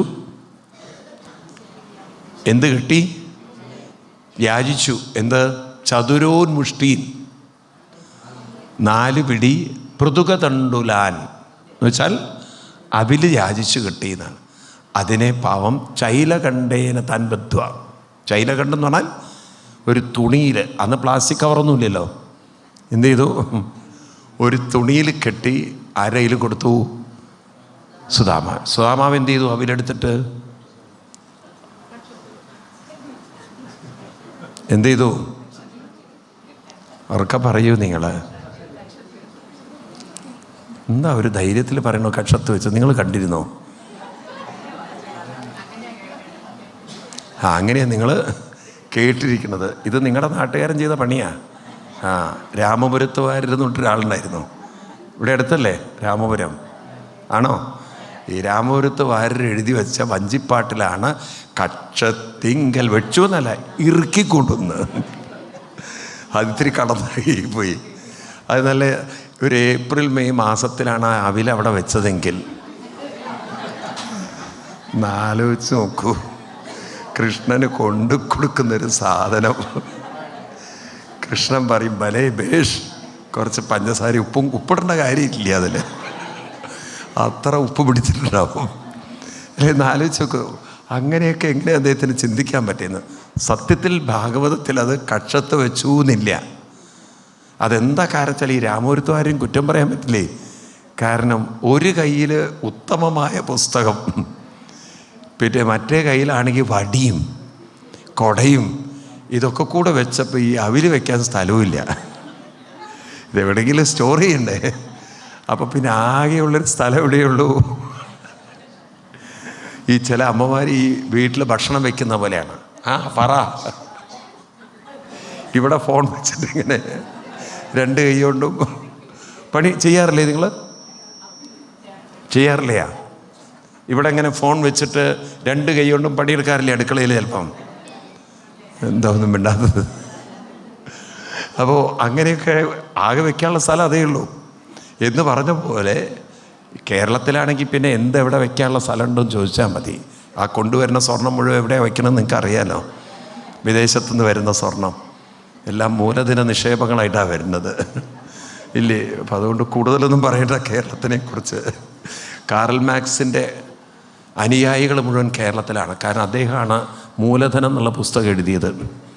അത് ശരിക്കും പ്രാവർത്തികമാക്കിയത് കണ്ണൂർ കോഴിക്കോടൊക്കെയുള്ള കൂടുതൽ ആളുകളാണത്രേ. ഏതായാലും നിൽക്കട്ടെ. ഇവിടെ ആ അവിലെവിടെ വെച്ചിട്ടില്ല? എവിടെ വെച്ചിട്ടില്ല? കക്ഷത്ത് വെക്കേണ്ട സാധനമാണോ? അതും ശീലയിലും കൂടി പൊതിഞ്ഞല്ലേ, വൃത്തിയില്ലേ? വേറെ എവിടെ? അതുപോലെ പ്ലാസ്റ്റിക് കവറാണിച്ച പിന്നെയും പോട്ടെ. ആ സാധനവും കൊണ്ട് നേരെ കൃഷ്ണനെ കാണാൻ പുറപ്പെട്ടു. ഒറ്റ ചിന്തയുള്ളൂ, കൃഷ്ണ ദർശനം മേസ്യ, അതെനിക്ക് കൃഷ്ണനെ ഒന്ന് കാണാൻ പറ്റുമല്ലോ. അവിടെയാണെങ്കിലോ കൃഷ്ണൻ രാവിലെ മുതൽ വീട് വൃത്തിയാക്കലും. അപ്പോൾ രുക്മിണീ ദേവിയൊക്കെ ചോദിക്കുന്നുണ്ട്, എന്താ അങ്ങ് ഇവിടെ രാവിലെ? അവ വീട് വൃത്തിയാക്കുന്നു, അതുപോലെ തന്നെ ഇടയ്ക്കിടയ്ക്ക് കർട്ടനൊക്കെ തുറന്നു നോക്കി ദൂരേക്ക് നോക്കും, എവിടെയാണ് ആരെങ്കിലും വരുന്നുണ്ടോ എന്ന്. അങ്ങനെ ഇടയ്ക്കിടയ്ക്ക് തുറക്കലും മടക്കലൊക്കെ ആയിട്ട് രുക്മിണീ ദേവിക്ക് ചോദിക്കേണ്ട ആരാ എന്താ വരുന്നത് എന്ന്. പൂജയ്ക്കുള്ള സാധനങ്ങൾ ഒരുക്കി വയ്ക്കുന്നു. പിന്നെയല്ലേ മനസ്സിലാവുന്ന, ദൂരെ നിന്ന് ആരെ കാണുന്നു? കൃഷ്ണൻ. പിന്നെ കൃഷ്ണൻ അവിടെ നിന്നും ഇറങ്ങി ഓടി ആ സുധാമാവിനെ സ്വീകരിക്കുന്ന ആ ഒരു ഭാഗം നമുക്ക് വായിക്കാം. അപ്പോഴതിൻ്റെ ഒരു രസം. 80-ാം അധ്യായം എല്ലാവരും എടുക്കുക. നിങ്ങൾക്ക് എല്ലാവർക്കും ആ ഭാഗം ഒന്ന് വായിക്കാം. 80 അധ്യായം പുസ്തകം ഉള്ളവരൊക്കെ തുറക്കുക. 18-ാം ശ്ലോകം മുതൽ. എത്രാമത്തെ കണ്ടോ? 80-ൽ-18 കണ്ടോ? കിട്ടിയോ? എല്ലാവരും ഒരുമിച്ച് വായിക്കണേ. തം വിലോക്യാച്യുതോ ദൂരാൽ പ്രിയാപര്യങ്കമസ്ഥിതാം സഹസോത് സ്വത്തായ ചാപ്യേത്യാം ദുർഭ്യാം പര്യഗ്രഹിന്മുതാം സഖ്യുപ്രിയസ്യ വിപർഷേ അംഗസംഗാതിനിർവൃതാം പ്രീതോ വിമുഞ്ചത ബിന്ദുൻ നേത്രാഭ്യം പുഷ്കരക്ഷണാം അധോപവേശ്യപര്യങ്കേ സ്വയം സഖ്യോ സമർക്കണം ഉപഹൃത്യാവനിധ്യാസ്യ പാദോപാധാവനേ ജനേ അഗ്രഹീശിരസാരാജൻ ഭഗവാൻ ലോകപാവനാം വെലിമ്പിൽ ദിവ്യഗന്ധേന ചന്ദനാഗരുകുങ്കുമൈ ധൂവേ സുരഭിർമിത്രം പ്രദീപാവലിഭിർമുദാ അർച്ചിത്വാ വേദ്യതാംബൂലം ഗാം ച സ്വാഗതമബ്രവീ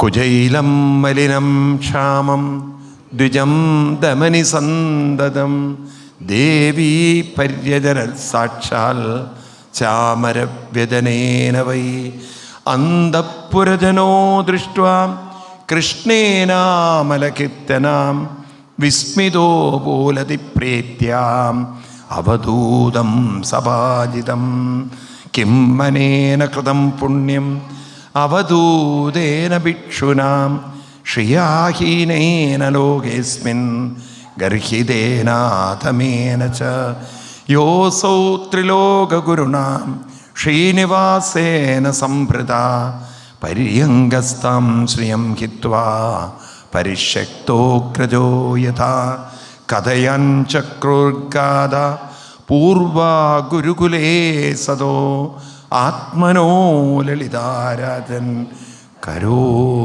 ഗൃഹ്യ പരസ്പരം.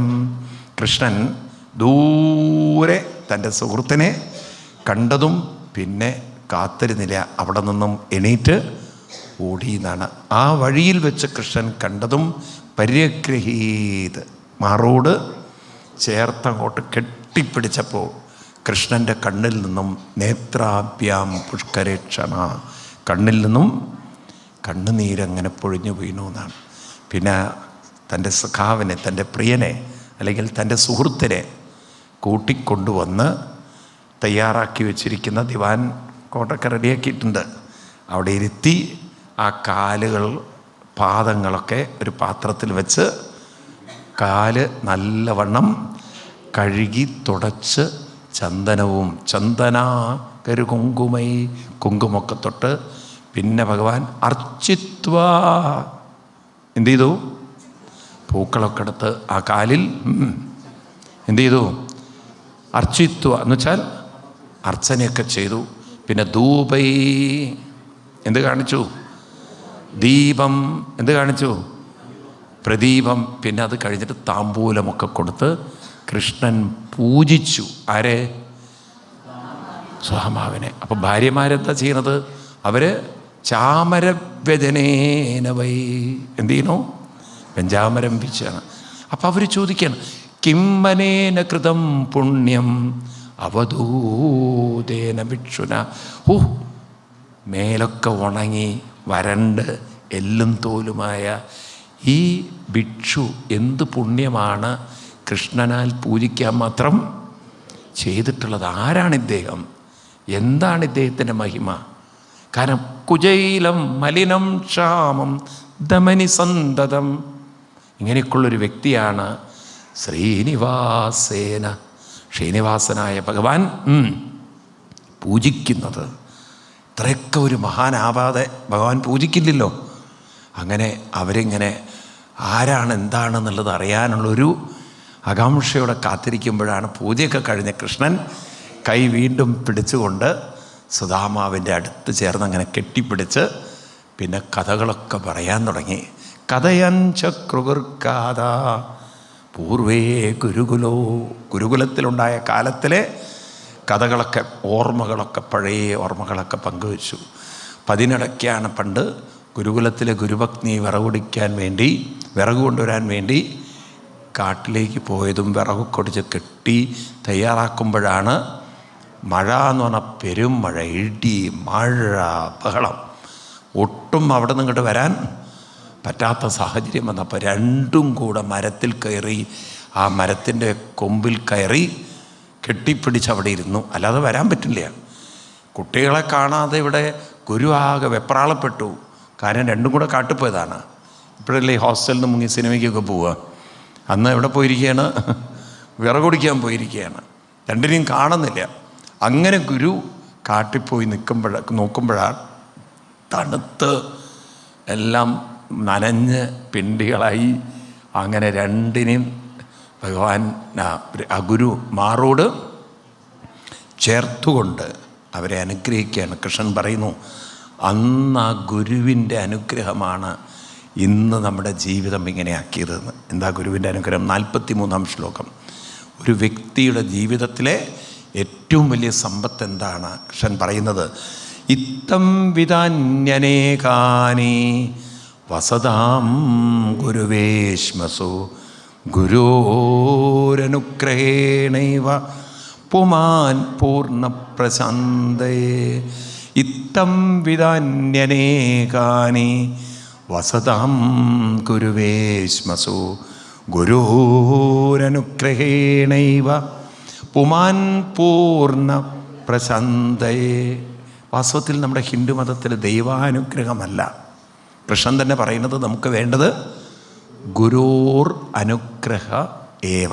എന്താ വേണ്ടത്? ഗുരുത്വം വേണമെന്നാണ്. അപ്പം ഗുരുത്വം എങ്ങനെയുണ്ടാവുക? നമ്മൾക്ക് അനുഷ്ഠാനങ്ങളിലൂടെ മാത്രമേ ഏതുണ്ടാവുള്ളൂ? ഗുരുത്വം ഉണ്ടാവുള്ളൂ. നമ്മൾ ആ ഗുരുത്വമില്ലാത്തവരായി മാറിക്കളയും. നമ്മൾ ഈ ദൈവാനുഗ്രഹം എന്നുള്ള ചിന്തയിലേക്ക് വന്നു. ദൈവാനുഗ്രഹമല്ല ഹിന്ദുക്കൾക്ക്. ദൈവാനുഗ്രഹം എന്നത് വെറുമൊരു വിശ്വാസമാണ്. ഗുരുത്വം ഉണ്ടാവലാണ്. എന്താണ്? അവർക്ക് പറയൂ, അതിനെന്ത് വേണം? അതിനെന്ത് വേണം? ആ ഗുരുക്കന്മാർ കാണിച്ചു പാതയിലൂടെ പോകണം. അനുഷ്ഠാനം വേണം. എന്ത് വേണം? അവർക്ക് പറയൂ, അനുഷ്ഠാനം. അങ്ങനെ കൃഷ്ണൻ ഇതൊക്കെ പറഞ്ഞപ്പം സുധാമാവ് കൃഷ്ണനെ വിളിക്കുന്ന പേര് നോക്കൂ. നിങ്ങൾ ഈ കഥകളൊക്കെ ഈ കാണുമ്പോണ്ടല്ലോ പൊതുവെ തെറ്റിദ്ധരിക്കുന്നത് എന്താ വെച്ചാൽ ഈ ഭാഗവതം ശ്രദ്ധിച്ച് വായിക്കാത്തതുകൊണ്ടാണ്. നമ്മൾ പൊതുവെ കാണുന്നത് ഈ സുധാമാവിനെ ഒരു ദരിദ്രനായിട്ടും, അല്ലേ, ദാരിദ്ര്യത്തിൽ കൃഷ്ണനെ കണ്ട് സമ്പന്നനായി എന്നൊക്കെയല്ലേ കഥ? ആണോ? എന്നാൽ നിങ്ങൾ നോക്കൂ, സുധാമാവ് കൃഷ്ണനെ കാണുന്ന ആരായിട്ടാണ്? ബ്രാഹ്മണൗവാച കിമസ്മാഭിരനിർവൃത്തം ദേവദേവ ജഗദ്ഗുരു ഭവദാ സത്യകാമേന ഏഷം വാസോ ഗുരോരഭൂ. എന്താ പറയുന്നത്? കൃഷ്ണനെ വിളിക്കുന്നത് എന്താണ്? ജഗദ്ഗുരുവായിട്ടാണ്. ആരായിട്ടാണ്? അല്ലാതെ ദൈവത്തിൻ്റെ രൂപത്തിലല്ല. ആര് കാണുന്നത്? സുധാമാവ് കണ്ടത്. ഇതൊക്കെ ആരെങ്കിലും ശ്രദ്ധിച്ചിട്ടുണ്ടോ? എന്നിട്ട് അങ്ങനെ കൃഷ്ണനും സുധാമാവും അങ്ങനെ കുശലങ്ങൾ പറയുമ്പം ഉടനെ കൃഷ്ണൻ ചോദിക്കുകയാണ്, അല്ല സുധാമാവേ, വീട്ടിൽ നിന്ന് വരുമ്പോൾ അങ്ങ് വെറും കൈയോടുകൂടി വരില്ല. എനിക്കറിയാം. നോക്കണേ, അത്ര ദരിദ്രനാണെങ്കിലും കൃഷ്ണനറിയാം സുധാമാവ് തന്നെ കാണാൻ വരുമ്പം എന്തെങ്കിലും കയ്യിൽ കരുതിയിട്ടുണ്ടാവും. എന്നിട്ട് കൈ നീട്ടി നാണമില്ലാതെ ചോദിക്കുകയാണ്. ശരിക്കും പറഞ്ഞാൽ സുധാമാവിൻ്റെ ആ കോലം കണ്ടാൽ ചോദിക്കാൻ തോന്നുന്നു. സാധാരണ ഒരാൾക്ക് ചോദിക്കാൻ തോന്നുമോ? വയറൊക്കെ ഇങ്ങനെ ഉള്ളിലേക്ക് വലിഞ്ഞ് ഉള്ള വാരിയെല്ലുകളൊക്കെ തെളിഞ്ഞ് എല്ലും കോലുമായിട്ട് ഈ ശരീരത്തിൻ്റെ ഈ തോലിനിടയ്ക്കൊരു മാംസത്തിൻ്റെ പാക്കിങ് ഇല്ല. അങ്ങനെയുള്ള ഒരാളോട് വീട്ടിൽ നിന്ന് വരുമ്പോൾ എനിക്ക് എന്താ കൊണ്ടുവന്നതെന്ന് നമ്മളാണെങ്കിൽ പറയും, ഇത്തിരി ഉളുപ്പ് വേണമെന്ന്, നാണം വേണം, അല്ലേ? ആ സുധാമാവിൻ്റെ മുന്നിൽ കൈ നീട്ടി ചോദിക്കുകയാണ്, ഏയ് സുധാമാവേ, കിം ഉപായനമാനീതം ഭവതാ ഗൃഹാത്. അങ്ങയുടെ ഗൃഹത്തിൽ നിന്ന് വരുമ്പം എനിക്ക് എന്താണ് കൊണ്ടുവന്നത്? നിങ്ങൾ നോക്കൂ, ആരാ ശരിക്കും ദരിദ്രൻ ഇവിടെ? ആരാ ശരിക്കും ദരിദ്രൻ? ആരാ യാചിച്ചത്? ഇത് സുധാമാവ് യാചിച്ചിട്ടില്ല. സുധാമാവിൻ്റെ മുന്നിൽ കൈനീട്ടിയത് ആരാ? ആരാ? കൃഷ്ണനാണ്. എന്നിട്ട് കൃഷ്ണൻ തന്നെ ഒരു ന്യായീകരണം, എനിക്കറിയാം അങ്ങയുടെ വീട്ടിൽ നിന്ന് വലിയ സാധനമൊന്നും കൊണ്ടുവരാൻ പറ്റില്ല എന്ന്, കാരണം കോലം കണ്ടാൽ അറിയാലോ. എന്നിട്ട് പറഞ്ഞു, അതുകൊണ്ട് എനിക്ക് വലിയ സാധനമൊന്നും വേണമെന്നില്ല, എനിക്കെന്ത് മതി? പത്രം പുഷ്പം ഫലം തോയം യോ മേ ഭക്തിയാ പ്രയച്ഛതി തദഹം ഭക്തിപഹൃതം അസ്നാമി പ്രയതാത്മന. പത്രം എന്ന് പറഞ്ഞാൽ എന്താർത്ഥം? അല്ലാതെ ന്യൂസ് പേപ്പറല്ല. എനിക്ക് ഒരു ഇലയായാലും വെള്ളമായാലും പൂവായാലും ഫലമായാലും എന്തെങ്കിലും നിസ്സാരമായത് മതി. പക്ഷെ അത് ഭക്തിയോടുകൂടി തന്നാൽ ഞാൻ പ്രീതനാണ്. അതുകൊണ്ട് അങ്ങയുടെ വീട്ടിൽ നിന്ന് എന്താണ് കൊണ്ടുവന്നത്? സുധാമാവിൻ്റെ കയ്യിൽ എന്തുണ്ട്? അവില്. സുധാമാവ് എന്ത് ചെയ്തു അറിയൂ? ആ അവില് നേരെ പുറകോട്ട് പിടിച്ചിട്ട് തലയും താഴ്ത്തി ഒറ്റിരിപ്പ്. സുധാമാവ് കൃഷ്ണൻ ചോദിച്ചിട്ടും കൊടുത്തില്ല എന്നാണ് ഭാഗവത്തിലെ വരികളാണ്. അദ്ദേഹം എന്ത് ചെയ്തു വെച്ചാൽ ഇത്യുക്തോ വിത്തിജസ്മൈ ഇങ്ങനെ ചോദിച്ചിട്ട് പോലും അദ്ദേഹം എന്ത് ചെയ്തു വെച്ചാൽ വ്രീഡിതം അദ്ദേഹത്തിന് ലജ്ജവുണ്ട്. എന്ത് ചെയ്തു വെച്ചാൽ പൃഥുകപ്രസുതിന്നെ പ്രായച്ചൽ. ഈ പൃഥുകപ്പൊതി ആ സുധാമാവ് കൃഷ്ണന് കൊടുത്തില്ല. എന്തായിരിക്കും കൊടുക്കാതിരിക്കാൻ കാരണം? എന്താ കാരണം? കക്ഷത്ത് വെച്ചു. കക്ഷം വിടും. അതൊക്കെ എപ്പോഴോ വിട്ടു നമ്മൾ. ഇനി അവിടെ പിടിച്ചിരിക്കല്ലേ. സുധാമാവ് ചോദിച്ചിട്ടും എന്തുകൊണ്ട് കൊടുത്തില്ല? നിങ്ങൾ ഉത്തരം പറയണം.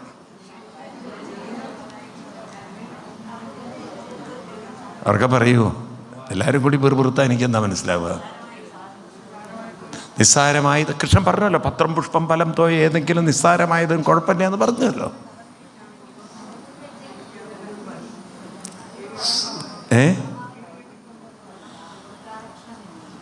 വലിയ കിഴിയല്ലാന്നോ? അവിലല്ല. അയ്യോ, അത് കിടങ്ങൂരെന്നായിരുന്നില്ല, ബ്രാൻഡഡ് അവിലായിരുന്നു. കിഴി കെട്ടിക്കൊണ്ടതുകൊണ്ട് തുണി മോശമായതുകൊണ്ടെന്ന് അല്ല, നല്ല ഭാവനയാണ്. അല്ല, എനിക്കറിയില്ല ഏത് തുണിയിലാണ് കെട്ടിയതെന്നുള്ളത്. ഞാൻ തമാശ പറയാനേ. വേറെന്തെങ്കിലും?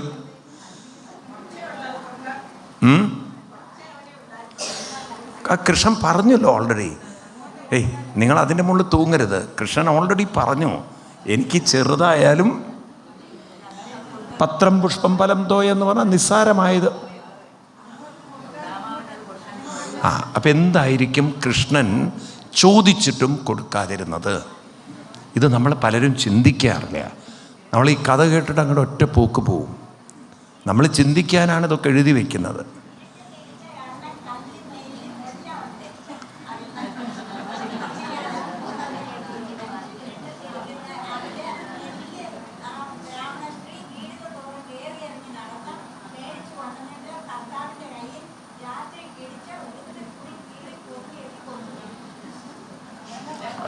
ഏത് പുസ്തകമെന്ന് എനിക്കറിയില്ലേ. സത്യത്തിൽ എനിക്കറിയില്ല. ഒരുപക്ഷെ മലയാള ഭാഗവത്തിലായിരിക്കാം. കാരണം ഇതൊന്നും ഞാൻ ദൃക്സാക്ഷിയല്ല. രാത്രി നെല്ല് കൊടുത്തോ, അത് ഇടിച്ചു പ്രോപ്പറായിട്ട്, അതിൽ നെല്ലും പതിരും ഉണ്ടായിരുന്നോ? അല്ല, ഇതൊന്നും ഭാഗവതത്തിലുള്ളതല്ല. നമ്മളിതൊക്കെ കഥകൾ ആരൊക്കെയോ പറഞ്ഞ് പ്രചരിപ്പിച്ച കഥകളാണ്. എനിക്ക് പ്രമാണം ഭാഗവതമാണ്. ഭാഗവതത്തിലൂടെ നമ്മളിതിന് ഉത്തരം കണ്ടെത്തണം. അല്ലാതെ നെല്ല് ഇടിച്ചോ കുത്തിയോ പരത്തിയോ അത് പ്രോപ്പർ അവിലാക്കിയോ അത് പകുതി അവിലായിരുന്നു പകുതി അവിലല്ലാത്തതായിരുന്നു ഇതൊന്നും നമുക്ക് അറിയില്ല. സത്യത്തിൽ അറിയില്ല. ഞാൻ അമ്മയെ വിഷമിപ്പിക്കല്ല. You may be right, but അതല്ല നമുക്ക് വേണ്ടത്. ആൻസർ ഭാഗവതത്തിലുണ്ട്. എന്തായിരിക്കും? എന്താണ് സുധാമാവ് കൃഷ്ണൻ ചോദിച്ചും കൊടുക്കാതിരുന്നത്? അപ്പോൾ നോക്കാം നമുക്ക്. കൃഷ്ണൻ തന്നെ നോക്കണം. കൃഷ്ണൻ തന്നെ ചിന്തിച്ചു എന്നാണ്. എന്താ ഈ മഹാത്മാവ് എനിക്ക് അവില് തരാത്തത്? കൃഷ്ണൻ ഇങ്ങനെ ആലോചിക്കുകയാണ്.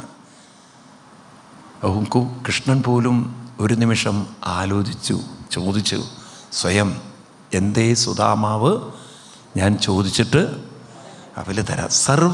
സർവഭൂതാത്മത സാക്ഷാൽ തസ്യാഗമന കാരണം വിജ്ഞായ ചിന്തയെന്നാകം ശ്രീകാമോ മാപദൽപുര. അപ്പം മനസ്സിലായി, ഈ സുധാമാവ് എനിക്ക് അവല് തരാത്തതിന് കാരണം ശ്രീ എന്നിൽ നിന്നും കാമിക്കുന്നില്ല എന്ന് പറഞ്ഞാൽ എന്താണ്? എനിക്ക് അവല് തന്നാൽ, ഞാൻ ഇതുപോലൊരു കിഴി കൊടുത്താൽ അത് മേടിക്കാൻ സുധാമാവിന് താല്പര്യമില്ല. കൃഷ്ണനിൽ നിന്ന് എന്തെങ്കിലും മേടിക്കാൻ വേണ്ടിയിട്ടാവോ ഞാൻ ഈ അവില് കൊണ്ടുവന്നത് എന്ന് ലജ്ജിച്ചു എന്നാണ് സുധാമാവ്. എന്തിന്? കൃഷ്ണനിൽ നിന്ന് വല്ലതും കിട്ടുന്നതിന് വേണ്ടിയിട്ടാണോ ഞാൻ ഈ അവില് കൊണ്ടുവന്നത് എന്നത് ആരോർത്ത് ലജ്ജിച്ചു? സുധാമ. അപ്പം സുധാമാവ് കൃഷ്ണനിൽ നിന്ന് ഒന്നും പ്രതീക്ഷിച്ചിട്ടേയില്ല. കൃഷ്ണൻ തൊഴുതുപോയി. ഓ, എന്താ ഒരു വലിയ മനസ്സ്! ദാരിദ്ര്യത്തിലും ഒന്നും തന്നിൽ നിന്നും പ്രതീക്ഷിക്കാത്ത ഒരാൾ. ഉടനെ ഭഗവാൻ കരുതി, പാവം ഇദ്ദേഹത്തിൻ്റെ ഭാര്യയ്ക്ക് ദാരിദ്ര്യമുണ്ട്, ഇദ്ദേഹത്തിനെ കൊണ്ട് നടക്കാൻ ഇത്തിരി, കുടുംബകാര്യങ്ങൾ കൊണ്ട് നടക്കാൻ ഇത്തിരി ബുദ്ധിമുട്ടൊക്കെ ഉണ്ട് എന്ന് കരുതി തസ്യാപതി പ്രദായസ്തു പ്രിയചകൈഷയ പ്രാപ്തോ മാമസ്യ ദാസ്യാമി സമ്പദോ അമർത്യദുർലഭ. അദ്ദേഹത്തിൻ്റെ ഭാര്യയ്ക്ക് കുടുംബം കൊണ്ട് നടക്കാൻ സമ്പത്തിൻ്റെ ആവശ്യം ഉണ്ട്. അതുകൊണ്ട് ഞാൻ ഇദ്ദേഹത്തിൻ്റെ ഭാര്യയ്ക്കായിട്ട് കുറേ സമ്പത്ത് കൊടുക്കാം എന്നങ്ങോട്ട് മനസ്സിലങ്ങോട്ട് ഉറപ്പിച്ച് പെട്ടെന്ന് ചാടിയനിട്ട് സുധാമാവിൻ്റെ അവരൊളിപ്പിച്ചു വെച്ചിരിക്കുന്ന കൈകളെ കയറിയ ഒരു പിടുത്തവും ആ കയ്യിൽ ഒളിപ്പിച്ചു വെച്ച അവൽ തട്ടിപ്പറിച്ചെടുത്തിട്ട് സ്വയം ജഹാരക്യമിതം ഇതി പൃഥുകതണ്ടുലാൻ തട്ടിപ്പറിച്ചെടുത്ത് ഭഗവാൻ കെട്ടൊക്കഴിച്ച് അതിൽ നിന്ന് ഒരു പിടി വായിലിട്ടിട്ട് പറയാണ്, നന്വേതുപനീതം മേ പരമപ്രീണനം സഖേ തർപ്പയന്ത്യംഗമാം വിശ്വം ഏതേ പൃഥുകതണ്ടുലാൻ. ഓ, എന്തു രുചിയാണ് സുധാമാവേ! എവിടെ പോയി അമ്മ പതിരും അവലൊക്കെ ആയിട്ടുള്ള അതിൽ നെല്ലും പതിരൊക്കെ ഉണ്ടായിരുന്നു എന്ന്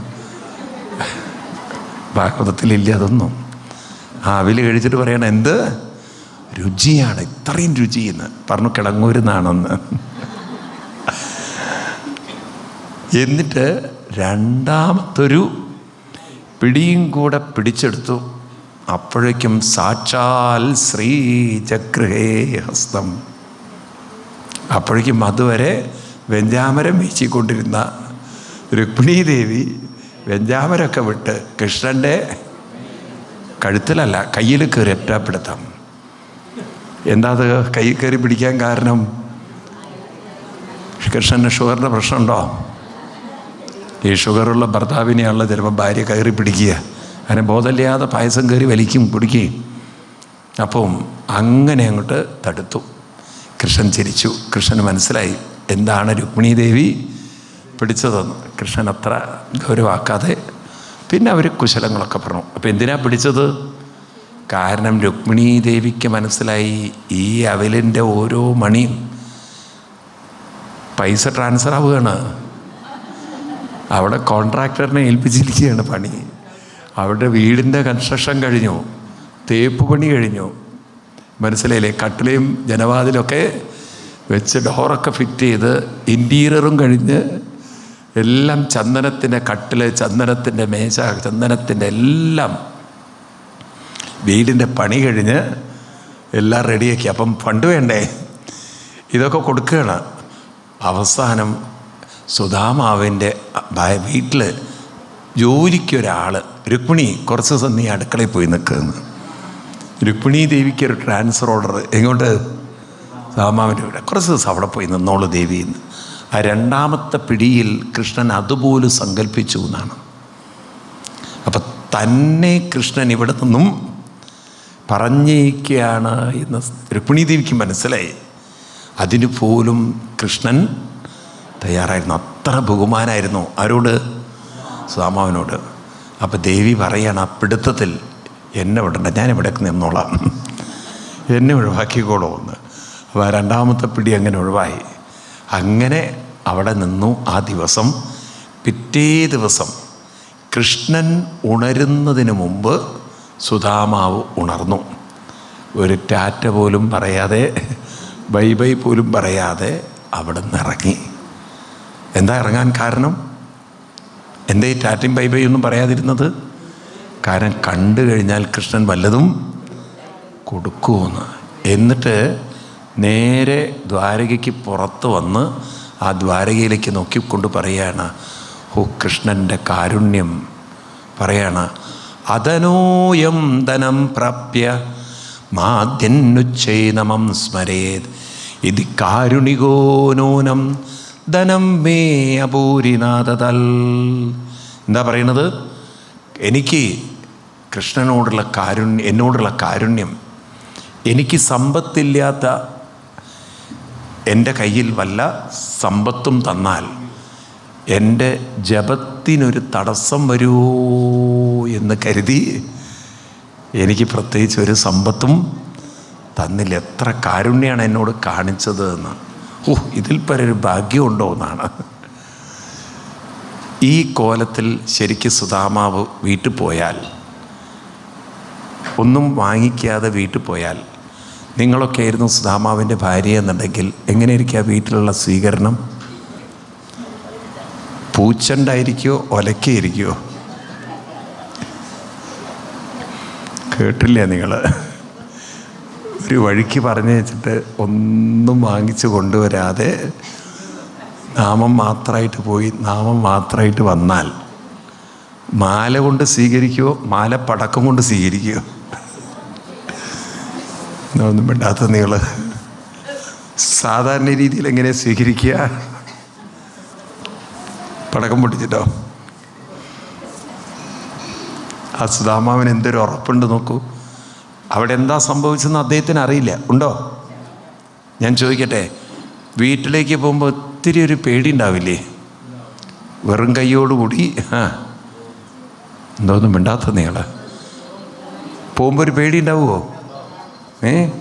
കാരണം ഭാര്യ എങ്ങനെയാണ് സ്വീകരിക്കുക എന്നാണ്. ഇന്നാണെങ്കിൽ ഒരു കാര്യം തീരുമാനമാവില്ലേ? ഉണ്ടോ ഇല്ലയോ? ആ ഭാര്യ എന്താണ്, സുധാമാവിന് ഒട്ടും ഒരു വിഷമം തോന്നിയില്ല, സന്തോഷം മാത്രമേ ഉള്ളൂ. കാരണം അദ്ദേഹത്തിൻ്റെ വലിയ സമ്പത്ത് ഏതായിരുന്നു? അദ്ദേഹത്തിൻ്റെ സമ്പത്ത് ഏതായിരുന്നു? ആ നാമജപം മാത്രമായിരുന്നു. ഏതായിരുന്നു? അപ്പം അതിൽ നിന്നും അദ്ദേഹത്തിന് ഒരു ഭംഗവും വരാത്തതിനാൽ അദ്ദേഹം ഇതിൽ പരം ഒരു ഭാഗ്യം വേറെ ഇല്ലല്ലോ എന്ന്. അങ്ങനെ നടന്ന് അദ്ദേഹം വീടിൻ്റെ അവിടെ എത്തിയപ്പോഴാണ് വീടൊക്കെ മാറി. കാരണം ഇപ്പോഴൊക്കെ ഹൈവേക്ക് വേണ്ടി റോഡ് പൊളിച്ചിരിക്കുന്നു, റോഡൊക്കെ വീതി കൂടി, വലിയ വലിയ കണ്ടാൽ പോലും മനസ്സിലാവാത്ത അവസ്ഥ. വീടിൻ്റെ സ്ഥാനത്ത് പഴയ ഒരു ഷീറ്റിൻ്റെ വീടൊന്നും കാണുന്നില്ല, അതൊക്കെ പോയിരിക്കണം. അവിടെ നല്ല നാലുകെട്ട് പോലെ വലിയ വീടുകളൊക്കെ. സുധാമാവിന് മനസ്സിലായി, ഗൂഗിൾ മാപ്പ് വഴി തെറ്റിച്ചു എന്നും, എൻ്റെ വഴി എങ്ങനെയോ തെറ്റി, ഇതൊന്നും അല്ല ഞങ്ങളുടെ സ്ഥലം. അപ്പോഴാണ് പുറകിൽ നിന്നൊരു വിളി. ആരാണ്? ഭാര്യ വിളിക്കുകയാണ്.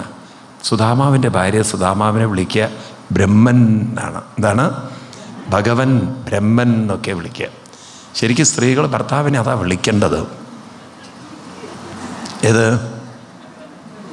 എന്താ നിങ്ങൾ ചിരിച്ചതെന്ന് എനിക്ക് മനസ്സിലായില്ല.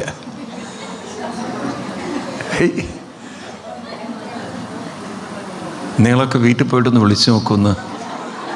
ബ്രഹ്മൻ ഇത്രമാത്രം അപകടം പിടിച്ച പേരാണോ അത്? എന്താ വിളിക്കേണ്ടത്? ബ്രഹ്മൻ. എന്താ വിളിക്കേണ്ടത്? ബ്രഹ്മൻ. ഞാനൊരു സ്ഥലത്തത് പറഞ്ഞപ്പോൾ ഒരു സ്ത്രീ പറഞ്ഞു, ഞാൻ അങ്ങനെയല്ല വിളിക്കാറ്, ഞാൻ പരബ്രഹ്മൻ എന്നാണ് വിളിക്കാറ്. അതിത്തിരി കടന്നുപോയി. ഞാൻ ചോദിച്ചു അതും തെറ്റിയെന്ന്. ആ മനുഷ്യൻ റിട്ടയർമെൻറ്റിന് ശേഷം വീട്ടിൽ പരബ്രഹ്മം പോലെ ഇരിക്കണം, പിന്നെ ഞാൻ അയാളെ പരബ്രഹ്മം എന്നല്ലാതെ എന്താ വിളിക്കേണ്ടത്? അപ്പം ഇത് പറഞ്ഞ പോലെ അപ്പോൾ ഇവിടെ സുധാമാവിൻ്റെ ഭാര്യ സുധാമാവിനെ വിളിക്കുന്നത് ബ്രഹ്മൻ എന്നാണ്. അല്ലെങ്കിൽ ഭഗവൻ ട്രൈ ചെയ്ത് നോക്കും. വീട്ടിൽ പോയിട്ട് കുറച്ച് ദൂരെ നിന്ന് വിളിച്ചാൽ മതി, ഇത് മാത്രം. പ്രതികരണം എങ്ങനെയാവുമെന്ന് അറിയില്ലല്ലോ. ഏതായാലും സുധാമാവിന് ആ പേര് കേട്ടപ്പോഴേ മനസ്സിലായി ഇത് സുശീലയുടെ ശബ്ദമാണെന്ന്. തിരിഞ്ഞു നോക്കിയപ്പോൾ സുശീലയൊക്കെ മാറിയിട്ടുണ്ട്. സുശീലയൊക്കെ നല്ല ഹോർലിക്സ് മോഡലിൽ നല്ല സാരിയൊക്കെ കൊടുത്ത് നല്ല ആഭരണങ്ങളൊക്കെ. എന്തു പറ്റി ദേവി എന്ന്.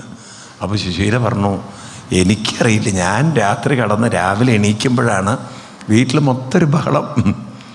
കുളിക്കാൻ ചുടുവെള്ളം വേണോ, കാപ്പി ഉണ്ടാക്കട്ടെ, പലഹാരം എന്താ ഉണ്ടാക്കേണ്ടത് എന്ന്.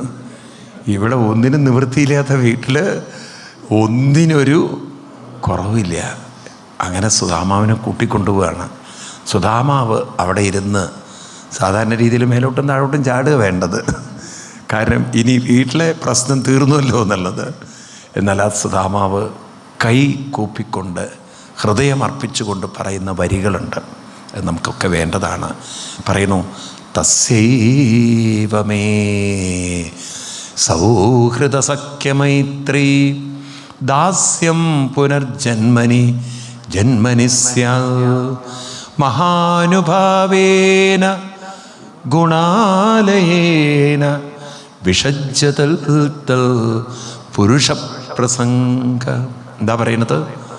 തസ്യൈവമേ സൗഹൃദസഖ്യമൈത്രീ ദാസ്യം പുനർ ജന്മനി ജന്മനി സ്യാത് മഹാനുഭാവേന ഗുണാലയേന വിഷജ്ജതൽ പുരുഷപ്രസംഗ. എനിക്കിനിയും ദാരിദ്ര്യത്തിൻ്റെ ജന്മങ്ങൾ സംഭവിക്കട്ടെ എന്ന്. ഏത് ജന്മം? ദരിദ്രനായി തന്നെ ജനിച്ചു. പക്ഷേ മനസ്സ് ഭക്തിയുടെ സമ്പന്നതയിൽ ജനിക്കണം. അതിനെനിക്കെന്ത് വേണം? മഹാനുഭാവേന ഗുണാലേന. മഹാന്മാരായിട്ടുള്ള ആളുകളോട്, അവരുടെ ഗുണങ്ങളോട് ചേർന്ന് വിഷജ്ജതത്തൽ, അവരോട് ചേർന്ന് പുരുഷപ്രസംഗ. പുരുഷൻ എന്ന് പറഞ്ഞാൽ പരമാത്മാവിനോട്, പ്രസംഗ പ്രകർഷേണ സംഘം. എനിക്ക് ആ ഭഗവാനിലേക്ക് എത്തിച്ചേരാൻ സാധിക്കട്ടെ. അപ്പം തൻ്റെ ജീവിത ലക്ഷ്യം ഉറച്ച വ്യക്തമായ ബോധ്യമുള്ള ആളായിരുന്നു ആര്? എനിക്ക് ഭഗവാനിൽ എത്തിച്ചേരണം, അതാണ് എൻ്റെ ജീവിത ലക്ഷ്യം. അതിനെൻ്റെ മനസ്സെന്നും ഭക്തിയാൽ സമ്പന്നമാവണം. ബാക്കി ശരീരം എങ്ങനെയായാലും എനിക്ക് പ്രശ്നമില്ല. നോക്കൂ നിങ്ങൾ, ഇപ്പം ഈ സുധാമാവ് പഠിപ്പിക്കുന്നത് എന്താണ്? ശരീരസമ്പത്താണ് ലോകം ചിന്തിക്കുന്നതെങ്കിൽ മനസ്സിൻ്റെ സമ്പത്തായ ഭക്തിയെ കൈവരിച്ച ആളാണ് ആര്? സുധാമാവ്. ഏറ്റവും വലിയ സമ്പത്ത്, ആർക്കും അപഹരിക്കാൻ പറ്റാത്ത സമ്പത്ത്, ഒരിക്കലും നഷ്ടപ്പെടാത്ത സമ്പത്ത്, ഒരിക്കലും നമ്മളെ തളർത്താത്ത സമ്പത്ത്, ഒരിക്കലും ചുതി വരാത്തൊരു സമ്പത്ത്, അത് ഭക്തിയാകുന്ന സമ്പത്താണ്. ബാക്കി ഉള്ള സമ്പത്ത് ഇന്നുണ്ടാവാം, നാളെ എന്താണെന്ന് ആർക്കും അറിയില്ല. അപ്പം ആ സമ്പത്ത് നേടിയെടുക്കാനാണ് നമ്മളെല്ലാവരും പരിശ്രമിക്കേണ്ടത്. പരിശ്രമം ചെയ്യുകിൽ എന്തിനേയും പറയൂ വശത്തിലാക്കാം. ഭക്തിയുണ്ടോ ശക്തിയുണ്ട്. ഭക്തിയുണ്ടോ ജന്മം പൂർണ്ണതയിലേക്ക് എത്തിക്കാൻ സാധിക്കും. കാരണം നമ്മൾ വന്നത് പൂർണ്ണതയിൽ നിന്നാണ്, തിരിച്ചു പോവേണ്ടതും പൂർണ്ണതയിലേക്കാണ്. ആണോ അല്ലയോ? ആണോ? ഈ വ്യക്തത നമുക്കുണ്ടാവണം. ഇപ്പം നമ്മളിപ്പോൾ മനസ്സിനെ വിട്ട് ശരീരത്തിൻ്റെ സമ്പത്താണ് നമ്മൾ സത്യമായിട്ട് കാണുന്നത്. മനസ്സിലായില്ലേ? സുധാമാവ് ആ ശരീരസമ്പത്തിനെ വിട്ടുകൊണ്ട്, ഏത് സമ്പത്ത്? മനസ്സിൻ്റെ സമ്പത്തായ ഭക്തി, അതാണ് തൻ്റെ ഏറ്റവും യഥാർത്ഥമായ സമ്പത്തെന്ന് കരുതി ഇങ്ങനെ ദാരിദ്ര്യമില്ലാതെ ജീവിച്ച ആളാണ് ആര്? സുധാമാവ്. ദാരിദ്ര്യം എന്നാൽ വാസ്തവത്തിൽ നമ്മൾ വിചാരിച്ചിരിക്കുന്ന പണമില്ലായ്മയൊന്നും അല്ല. ദാരിദ്ര്യം എന്നാൽ സത്യത്തിൽ നിങ്ങൾ നോക്കൂ, ഇന്നത്തെ കാലഘട്ടത്തിൽ മനുഷ്യൻ, നമ്മൾ വിചാരിക്കും നമ്മളാണ് ദരിദ്രരെന്ന് വെച്ചാൽ എന്തൊക്കെയോ കുറവുകളുണ്ടെന്ന്. എന്നാൽ തീർത്തും ദാരിദ്ര്യത്തിൽ ജീവിക്കുന്ന ആളുകളുണ്ട്. നിങ്ങൾ ഈ ഹിമാലയത്തിലൊക്കെ പോയാൽ ഉടുക്കാൻ പോലും തുണി വേണ്ടാതെ അവരെ പറയുക ദിഗംബരന്മാരെന്ന് പറയും. എന്താണ്? അവരങ്ങനെ അവരുടെ ഒരു പൈസ ഉണ്ടാവില്ല ഇവരയിൽ. പക്ഷെ അവർ ധ്യാനത്തിലും ജപത്തിലും അങ്ങനെ നിറഞ്ഞ് അവരുടെ ഉള്ളിൽ അത് നിറച്ച് വെച്ചിട്ടുണ്ടാകും. ആ സമ്പത്തിൽ ജീവിക്കുന്നവരാണ്. അങ്ങനെ എത്രയോ ആളുകൾ ഈ ഭാരതത്തിലില്ലേ? ഉണ്ടാവില്ലയോ? അപ്പം ആ രീതിയിലൊക്കെ ജീവിക്കുന്ന ആളുകൾ ലോകത്തിലുണ്ട്. അപ്പം നമ്മൾ ഈ ദാരിദ്ര്യം എന്ന് പറഞ്ഞാൽ എന്താണ്? സ്നേഹമില്ലായ്മ, തൃപ്തിയില്ല, സന്തോഷമില്ല, ഒരു കൃതാർത്ഥതയില്ല, സംതൃപ്തിയില്ല, ഇതൊന്നും ഇല്ലാത്ത മനസ്സാണ് ഏതിൽ ജീവിക്കുന്നത്? ദാരിദ്ര്യത്തിൽ ജീവിക്കുന്നത്. അപ്പം ദാരിദ്ര്യം എന്നാൽ സമ്പത്തും മറ്റുമല്ല. ദാരിദ്ര്യം എന്നാൽ മനസ്സാണ് സമ്പന്നമാവേണ്ടത്. മനസ്സിൽ തൃപ്തി വേണം, മനസ്സിൽ സന്തോഷം വേണം, മനസ്സിൽ ധന്യത വേണം, മനസ്സിൽ കൃതാർത്ഥത വേണം, മനസ്സിൽ സന്തുഷ്ടി വേണം. വേണ്ടേ? ഗീതയിൽ 3-ാം അധ്യായത്തിൽ പറയും, യസ്ത്വാത്മരതിരേവസ്യാൽ ആത്മതൃപ്തശ്ച മാനവ ആത്മന്യേ ആത്മനാ തുഷ്ട തസ്യ കാര്യം ന വിദ്യതേ. അതായത് ആത്മരതി, ആത്മതുഷ്ടി, ആത്മതൃപ്തി ഇതൊക്കെ നമുക്കുണ്ടാവണമെങ്കിൽ കൃത്യമായ അനുഷ്ഠാനം ഉള്ളിൽ കൊണ്ടു നടക്കണം. ആചാര്യസ്വാമികൾ, ശങ്കരാചാര്യസ്വാമികൾ പറയും, നിങ്ങൾക്ക് ഈ നാമജപത്തോടൊക്കെ ഒരു ലയം, പ്രീതി, ഒരു രസം വന്നാൽ യോഗരതോ വാ ഭോഗരതോ വാ സങ്കരതോ വാ സംഗവിഹീന യസ്യ ബ്രഹ്മണി രമതേ ചിത്തം നന്ദതി നന്ദതി നന്ദത്തേവ ഭജ ഗോവിന്ദം ഭജ ഗോവിന്ദം ഗോവിന്ദം ഭജ. എന്താ പറയണത്? ഈ നാമത്തിലൊക്കെ ഒരു രുചിയും ലയവും ഒക്കെ വന്നാൽ യോഗരഥവ, വീട്ടിൽ ആൾക്കാരുണ്ടാവട്ടെ, യോഗവിഹീന ആരും ഇല്ലാതിരുന്നോട്ടെ, സംഘം ആളുകൾ പുറമേയുള്ളവരൊക്കെ കൂടെ ഉണ്ടായിക്കോട്ടെ, ഇനിയിപ്പോൾ സംഘവിഹീന ഇല്ലാതിരുന്നോട്ടെ, നിങ്ങളുടെ മനസ്സിലൊരിക്കലും ഒരു കുറവ് ഉണ്ടാവില്ല. കാരണം എപ്പോഴും നന്ദതി നന്ദതി നന്ദതി ഏവ. കാരണം ചിത്തം രമതേ ബ്രഹ്മണി. ഈ ചിത്തം വെറുതെ ഇരിക്കുന്നില്ല. എവിടെ രമിക്കുന്നത്? ബ്രഹ്മത്തിൽ രമിക്കുകയാണ്. ബ്രഹ്മം എന്ന് പറഞ്ഞാൽ നാമജപാദി അനുഷ്ഠാനങ്ങളിൽ രമിക്കുന്ന മനസ്സിന് ഒരു കുറവുകളും ഉണ്ടാവില്ല. മറ്റത് സ്നേഹിക്കുന്നില്ല എന്നൊരു തോന്നൽ, മനസ്സിലായില്ലേ? സന്തോഷമില്ല എന്നൊരു തോന്നൽ, സംതൃപ്തിയില്ല എന്നൊരു തോന്നൽ, മനസ്സിലായില്ലേ? ഇതുപോലെ കുറേ കുറവുകൾ മനസ്സ് കാണും. അതിനെ നികത്താൻ ഈ ലോകത്തിലുള്ള ഒരു വസ്തുവിനെ കൊണ്ടും നമുക്ക് അവർക്ക് പറയൂ. അല്ലെങ്കിൽ നോക്കൂ, നിങ്ങൾ പണ്ടത്തെ മുത്തശ്ശിമാരെ നമ്മളെയൊക്കെ വെച്ച് നോക്കുമ്പം അവരുടെ ഷെൽഫിൽ എത്ര തുണി ഉണ്ടായിരുന്നു, നമ്മുടെ ഷെൽഫിൽ എത്ര തുണിയുണ്ട് അല്ലേ? വല്ല സന്തോഷം ഇപ്പോഴും നമുക്കുണ്ടോ? ഇപ്പോഴും റോട്ടിൽ കൂടെ പോകുന്ന സമയത്ത് ഒരു സാരി എടുത്താൽ ഒരു സാരി ഫ്രീ. ചാടി കയറും, അങ്ങോട്ട് കയറുമോ ഇല്ലയോ? പറയൂ, നോക്കൂ ഒന്ന് വെറുതെ. അപ്പം മനുഷ്യനെ തൃപ്തിപ്പെടുത്താൻ ഈ ലോകത്തിൽ ഒരു സാധനത്തിനെ കൊണ്ടും അവർക്ക് പറയൂ സാധ്യമല്ല. എന്ത് കിട്ടിയാലും 10 കിട്ടുകിൽ 100 മതിയെന്നും ശതമാകിൽ സഹസ്രം മതിയെന്നും 1000 പണം കയ്യിലുണ്ടാകുമ്പോൾ മണ്ടി കരേറുന്നു മോഹവും ഇത്തമോരോന്ന് ചിന്തിച്ചിരിക്കവേ ചത്തുപോകുന്നു പാവം ശിവശിവ. ഇത്ര മനോഹരമായിട്ടാണ് പൂന്താൻ എഴുതി വച്ചിരിക്കുന്നത് അല്ലേ? ആണോ? അപ്പം മനസ്സിനെ തൃപ്തിപ്പെടുത്താൻ ആർക്കും സാധ്യമല്ല. മനസ്സങ്ങനെയാണ്. മനസ്സ് തൃപ്തിയായി എന്നൊക്കെ പറഞ്ഞാലും ഉള്ളിൻ്റെ ഉള്ളിലൊന്നും. നിങ്ങളൊരു സദ്യക്ക് പോയി, സദ്യയൊക്കെ കഴിഞ്ഞ് വയറ് നിറഞ്ഞിരിക്കുമ്പോഴാണ് ഒരാൾ പറയണത് ഈ നല്ലൊരു വെജിറ്റബിൾ ബിരിയാണി ഉണ്ടെന്ന്, നന്നായിട്ടുണ്ട്, അസലായിട്ടുണ്ടെന്ന്. അപ്പം നിങ്ങളെന്താ പറയുക? ലേശം തന്നോളൂ കേട്ടോ, ഒന്ന് രുചി നോക്കാനാണ്. ഇപ്പം ഈ മനസ്സിനെ തൃപ്തിപ്പെടുത്തുക എന്ന് പറയുന്നത് എളുപ്പമല്ല. കാരണം മനസ്സങ്ങനെയാണ്. അപ്പം മനസ്സിനെ തൃപ്തിപ്പെടുത്താനുള്ള ഒരേ ഒരു വഴി എന്തേ ഉള്ളൂ? നാമലയം. എന്തേ ഉള്ളൂ? ഇത് ബോധം വേണം. അതിൽ ലയിച്ച് ആ സമ്പത്ത് കൊണ്ട് നടന്ന മഹാത്മാവാണ് ആര്? സുദാമാവ്. അദ്ദേഹത്തിന് അതുകൊണ്ട് ഭഗവാൻ നിറഞ്ഞ് അനുഗ്രഹിക്കുകയും ചെയ്തു.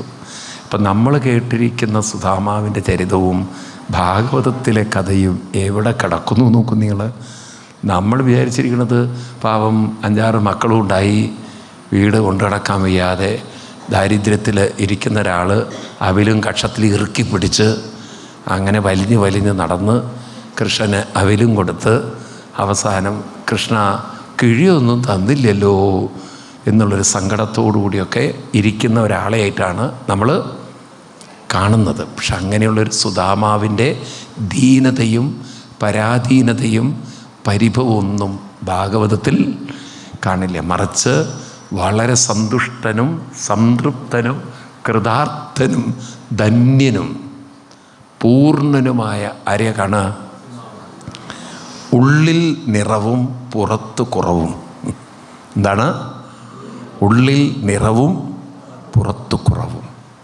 നമുക്കൊക്കെയോ പുറത്തും കുറവ്, അകത്ത് നല്ലോണം കുറവ്. ഇത് രണ്ടും കുറവുള്ളവരായിപ്പോയി നമ്മൾ. സുദാമാവിന് പുറത്ത് കുറവുണ്ട്, ഉള്ളിൽ നിറവുണ്ട്. അത്ര ഒരു മഹത്വത്തിലേക്ക് പടിപടിയായി കയറി. ഇതെന്തിനായി കഥ പറയണത്? നമുക്കും അങ്ങനെ പടിപടിയായി കയറണം. ഭക്തിയാണ് എൻ്റെ ഏറ്റവും വലിയ സമ്പത്ത്.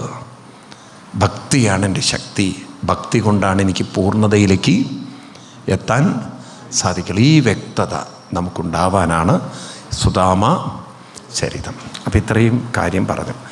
ഇനി ഇവിടം കൊണ്ട് ഈ കഥകളൊക്കെ പറഞ്ഞ് മറ്റൊരു ടോപ്പിക്കിലേക്ക് കിടക്കുകയാണ്. കൃഷ്ണൻ്റെ കാലഘട്ടത്തിൽ സമ്പൂർണ്ണ സൂര്യഗ്രഹണം വന്നു. ആ സൂര്യഗ്രഹണ സമയത്ത് കൃഷ്ണൻ, അന്നൊക്കെ ഈ സൂര്യഗ്രഹണത്തിന് എല്ലാവരും ചന്ദ്രഗ്രഹണം സൂര്യഗ്രഹണമൊക്കെ വരും, പ്രത്യേകം സൂര്യഗ്രഹണമൊക്കെ വരുമ്പം പുണ്യനദികളിൽ കുളിക്കുന്ന ഒരു പരിപാടി ഭാരതത്തിൻ്റെ ഉത്തരദേശങ്ങളിലുണ്ട്. പണ്ടൊക്കെ വീടുകളിലുണ്ടായിരുന്നു. ഗ്രഹണങ്ങളൊക്കെ വന്നു കഴിഞ്ഞാൽ എല്ലാവരും കുളിച്ചിട്ടേ പിന്നെ എല്ലാം തുടങ്ങുള്ളൂ, അല്ലേ? അതൊക്കെ ഓർമ്മയുണ്ടോ ആർക്കെങ്കിലുമൊക്കെ? ഭക്ഷണമൊക്കെ ഉണ്ടാക്കുള്ളൂ. അപ്പോൾ ഉള്ള ഭക്ഷണമൊക്കെ കഴിച്ചു കഴിഞ്ഞ് അതൊക്കെ മാറ്റി പാത്രമൊക്കെ കമിഴ്ത്തിയൊക്കെ വെച്ച്, അല്ലേ? എന്നിട്ട് ചിലപ്പം ചിലരൊക്കെ പുണ്യാഹം ഒക്കെ കുടഞ്ഞ് അങ്ങനെയൊക്കെയാണ് ചിലപ്പം വീണ്ടും അവരെല്ലാം ആരംഭിക്കുക. ഇന്നിപ്പം മൊത്തം ഗ്രഹണം പിടിച്ചുകൊണ്ട് അറിയണ പോലും എന്ത് ഗ്രഹണമാണെന്നുള്ളത്. ഉണ്ടോ? ഇന്നിപ്പോൾ അതിനൊക്കെ വല്ല പ്രസക്തി ഉണ്ടോ? ഇല്ല. അന്നത്തെ കാലത്ത്, കൃഷ്ണൻ്റെ കാലത്ത് എല്ലാവരും കൂടി ചേർന്ന് ഒരിടത്ത് ഒത്തുകൂടി. ആ ഒത്തുകൂടിയ സ്ഥലമാണ് സമന്ത പഞ്ചക തീർത്ഥം. എവിടെയാണ്? പഞ്ചക തീർത്ഥം. ഇത് ഹരിയാനയിലെ കുരുക്ഷേത്രത്തിലുള്ള സ്ഥലമാണ് ഈ സമന്ത പഞ്ചക തീർത്ഥം. അപ്പം അന്ന് കൃഷ്ണൻ അവിടെ വന്നു, എല്ലാവരും വരുന്നുണ്ട്, ഒത്തുകൂടുന്നുണ്ടെന്ന് കേട്ടപ്പോൾ ഗോപികമാർ കൃഷ്ണനെ കാണാൻ സമന്ത പഞ്ചകത്തിലെത്തി. 14 വർഷം കഴിഞ്ഞ് വൃന്ദാവനത്തിൽ നിന്നും പോയ കൃഷ്ണൻ പിന്നെ ഒരിക്കലും വൃന്ദാവനത്തിലേക്ക് വന്നിട്ടില്ല. ഗോപികമാർ ആരെ കാണാൻ വേണ്ടി പുറപ്പെട്ടു? കൃഷ്ണനെ. ഗോപികമാരെ എവിടെ വെച്ചാണ് കാണുന്നത്? സമന്ത പഞ്ചക തീർത്ഥത്തിൽ വെച്ചിട്ടാണ് ആരെ കാണുന്നത്? കൃഷ്ണനെ കാണുന്നത്. കൃഷ്ണനെ കാണാൻ വേണ്ടി ഒരുപാട് മഹാത്മാക്കൾ പല സ്ഥലത്തു നിന്നും വന്നിട്ടുണ്ട്. എനിക്ക് അത്ഭുതം തോന്നിയിട്ടുണ്ട്. ഈവൻ കേരളത്തിൽ നിന്ന് ആൾക്കാർ പോയിട്ടുണ്ട്. എവിടുന്ന്? അന്നുകൊണ്ട് കേരളം എന്നുള്ള പേര്. ഏത് കാലത്ത്? ഈ ഭാഗവതം എഴുതിയിട്ട് എത്ര വർഷം? 5000 വർഷം. 82-ാം അധ്യായം എടുക്കുക. ഇതാണ് സമന്ത പഞ്ചക തീർത്ഥോപാഖ്യാനം എന്നാണ് പറയാം. എല്ലാവരും എടുക്കണേ. 82 ചാപ്റ്റർ 82. 82 ആരൊക്കെയാണ് അവിടെ വന്നത് എന്നാണ്. 13 ശ്ലോകം നമ്പർ 13. 82 ശ്ലോകം 13. കിട്ടിയോ? എല്ലാവരും കാണണം. കിട്ടിയോ? ചിലരിപ്പോഴും തപ്പിക്കൊണ്ടേയിരിക്കുക. ജീവിതം മുഴുവൻ തപ്പണേ. അടുത്തിരിക്കുന്നവരൊക്കെ ഒന്ന് കാണിച്ചു കൊടുക്കുക, തപ്പുന്നവരെ. കിട്ടിയോ? ഇതേ അമ്മയ്ക്കൊന്ന് കാണിച്ചു കൊടുക്കുക. കിട്ടിയോ?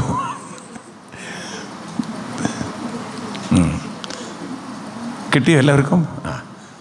മത്സ്യ, ഞാൻ വായിക്കുന്നത് ശ്രദ്ധിക്കുക. മത്സ്യം എന്ന് പറഞ്ഞാൽ മീനല്ല. മത്സ്യം എന്ന് പറഞ്ഞാൽ മത്സ്യവംശം. അന്നത്തെ ഒരു വംശത്തിൻ്റെ പേരാണ് മത്സ്യവംശം. ഉശീനരം, എന്താണ്? ഇതൊക്കെ ഓരോ രാജവംശത്തിൻ്റെ പേരുകളാണ്. ഉശീനരം, കൗസല്യ, ആരുടെ? കൗസല്യയുടെ രാജവംശം. പിന്നെന്താണ്? വിദർഭ. ഏത് രാജ്യം? വിദർഭ എവിടെയോ കേട്ടിട്ടുണ്ടല്ലോ. എവിടെയാണ് വിദർഭയെക്കുറിച്ച് കേട്ടത്? ഇന്നലെയൊക്കെ വല്ല കഥയും പറഞ്ഞോ വിദർഭയെക്കുറിച്ചൊക്കെ? രുക്മിണീ ദേവിയുടെ കുലമാണ് ഏത്? വിദർഭ. വിദർഭ കുരുവംശം. സൃഞ്ജയാൻ ആരാണ്? അതൊരു വംശമാണ്. കാംബോജ, അങ്ങനൊരു വംശം. കൈകയുടെ വംശം. മദ്രാൻ എന്ന് പറഞ്ഞാൽ മദ്രാസികളല്ല, അതൊരു വംശമാണ്, ജരാസന്ധൻ്റെ വംശം. കുന്തിയുടെ വംശം. ആനർത്തക വംശം, അതാണ് ഉഗ്രസേനൻ്റെയൊക്കെ വംശം. കേരളാൻ, അങ്ങനെയൊരു വംശമുണ്ട്. ഏത് വംശം? ഇപ്പോൾ കേരളം എന്നുള്ളൊരു പേര് 5000 വർഷങ്ങൾക്ക് മുമ്പ് തന്നെ ഇവിടെ പറയൂ ഉണ്ടായിരുന്നു. നിങ്ങളാരെങ്കിലും ഇത് കേട്ടിട്ടുണ്ടോ? അതാ പറഞ്ഞത്. അപ്പോൾ എത്ര ആളുകൾ എവിടെ നിന്നൊക്കെ ഏതൊക്കെ ദിക്കുകളിൽ നിന്നൊക്കെ നോക്കൂ നിങ്ങൾ അവിടെ എത്തിയെന്ന്.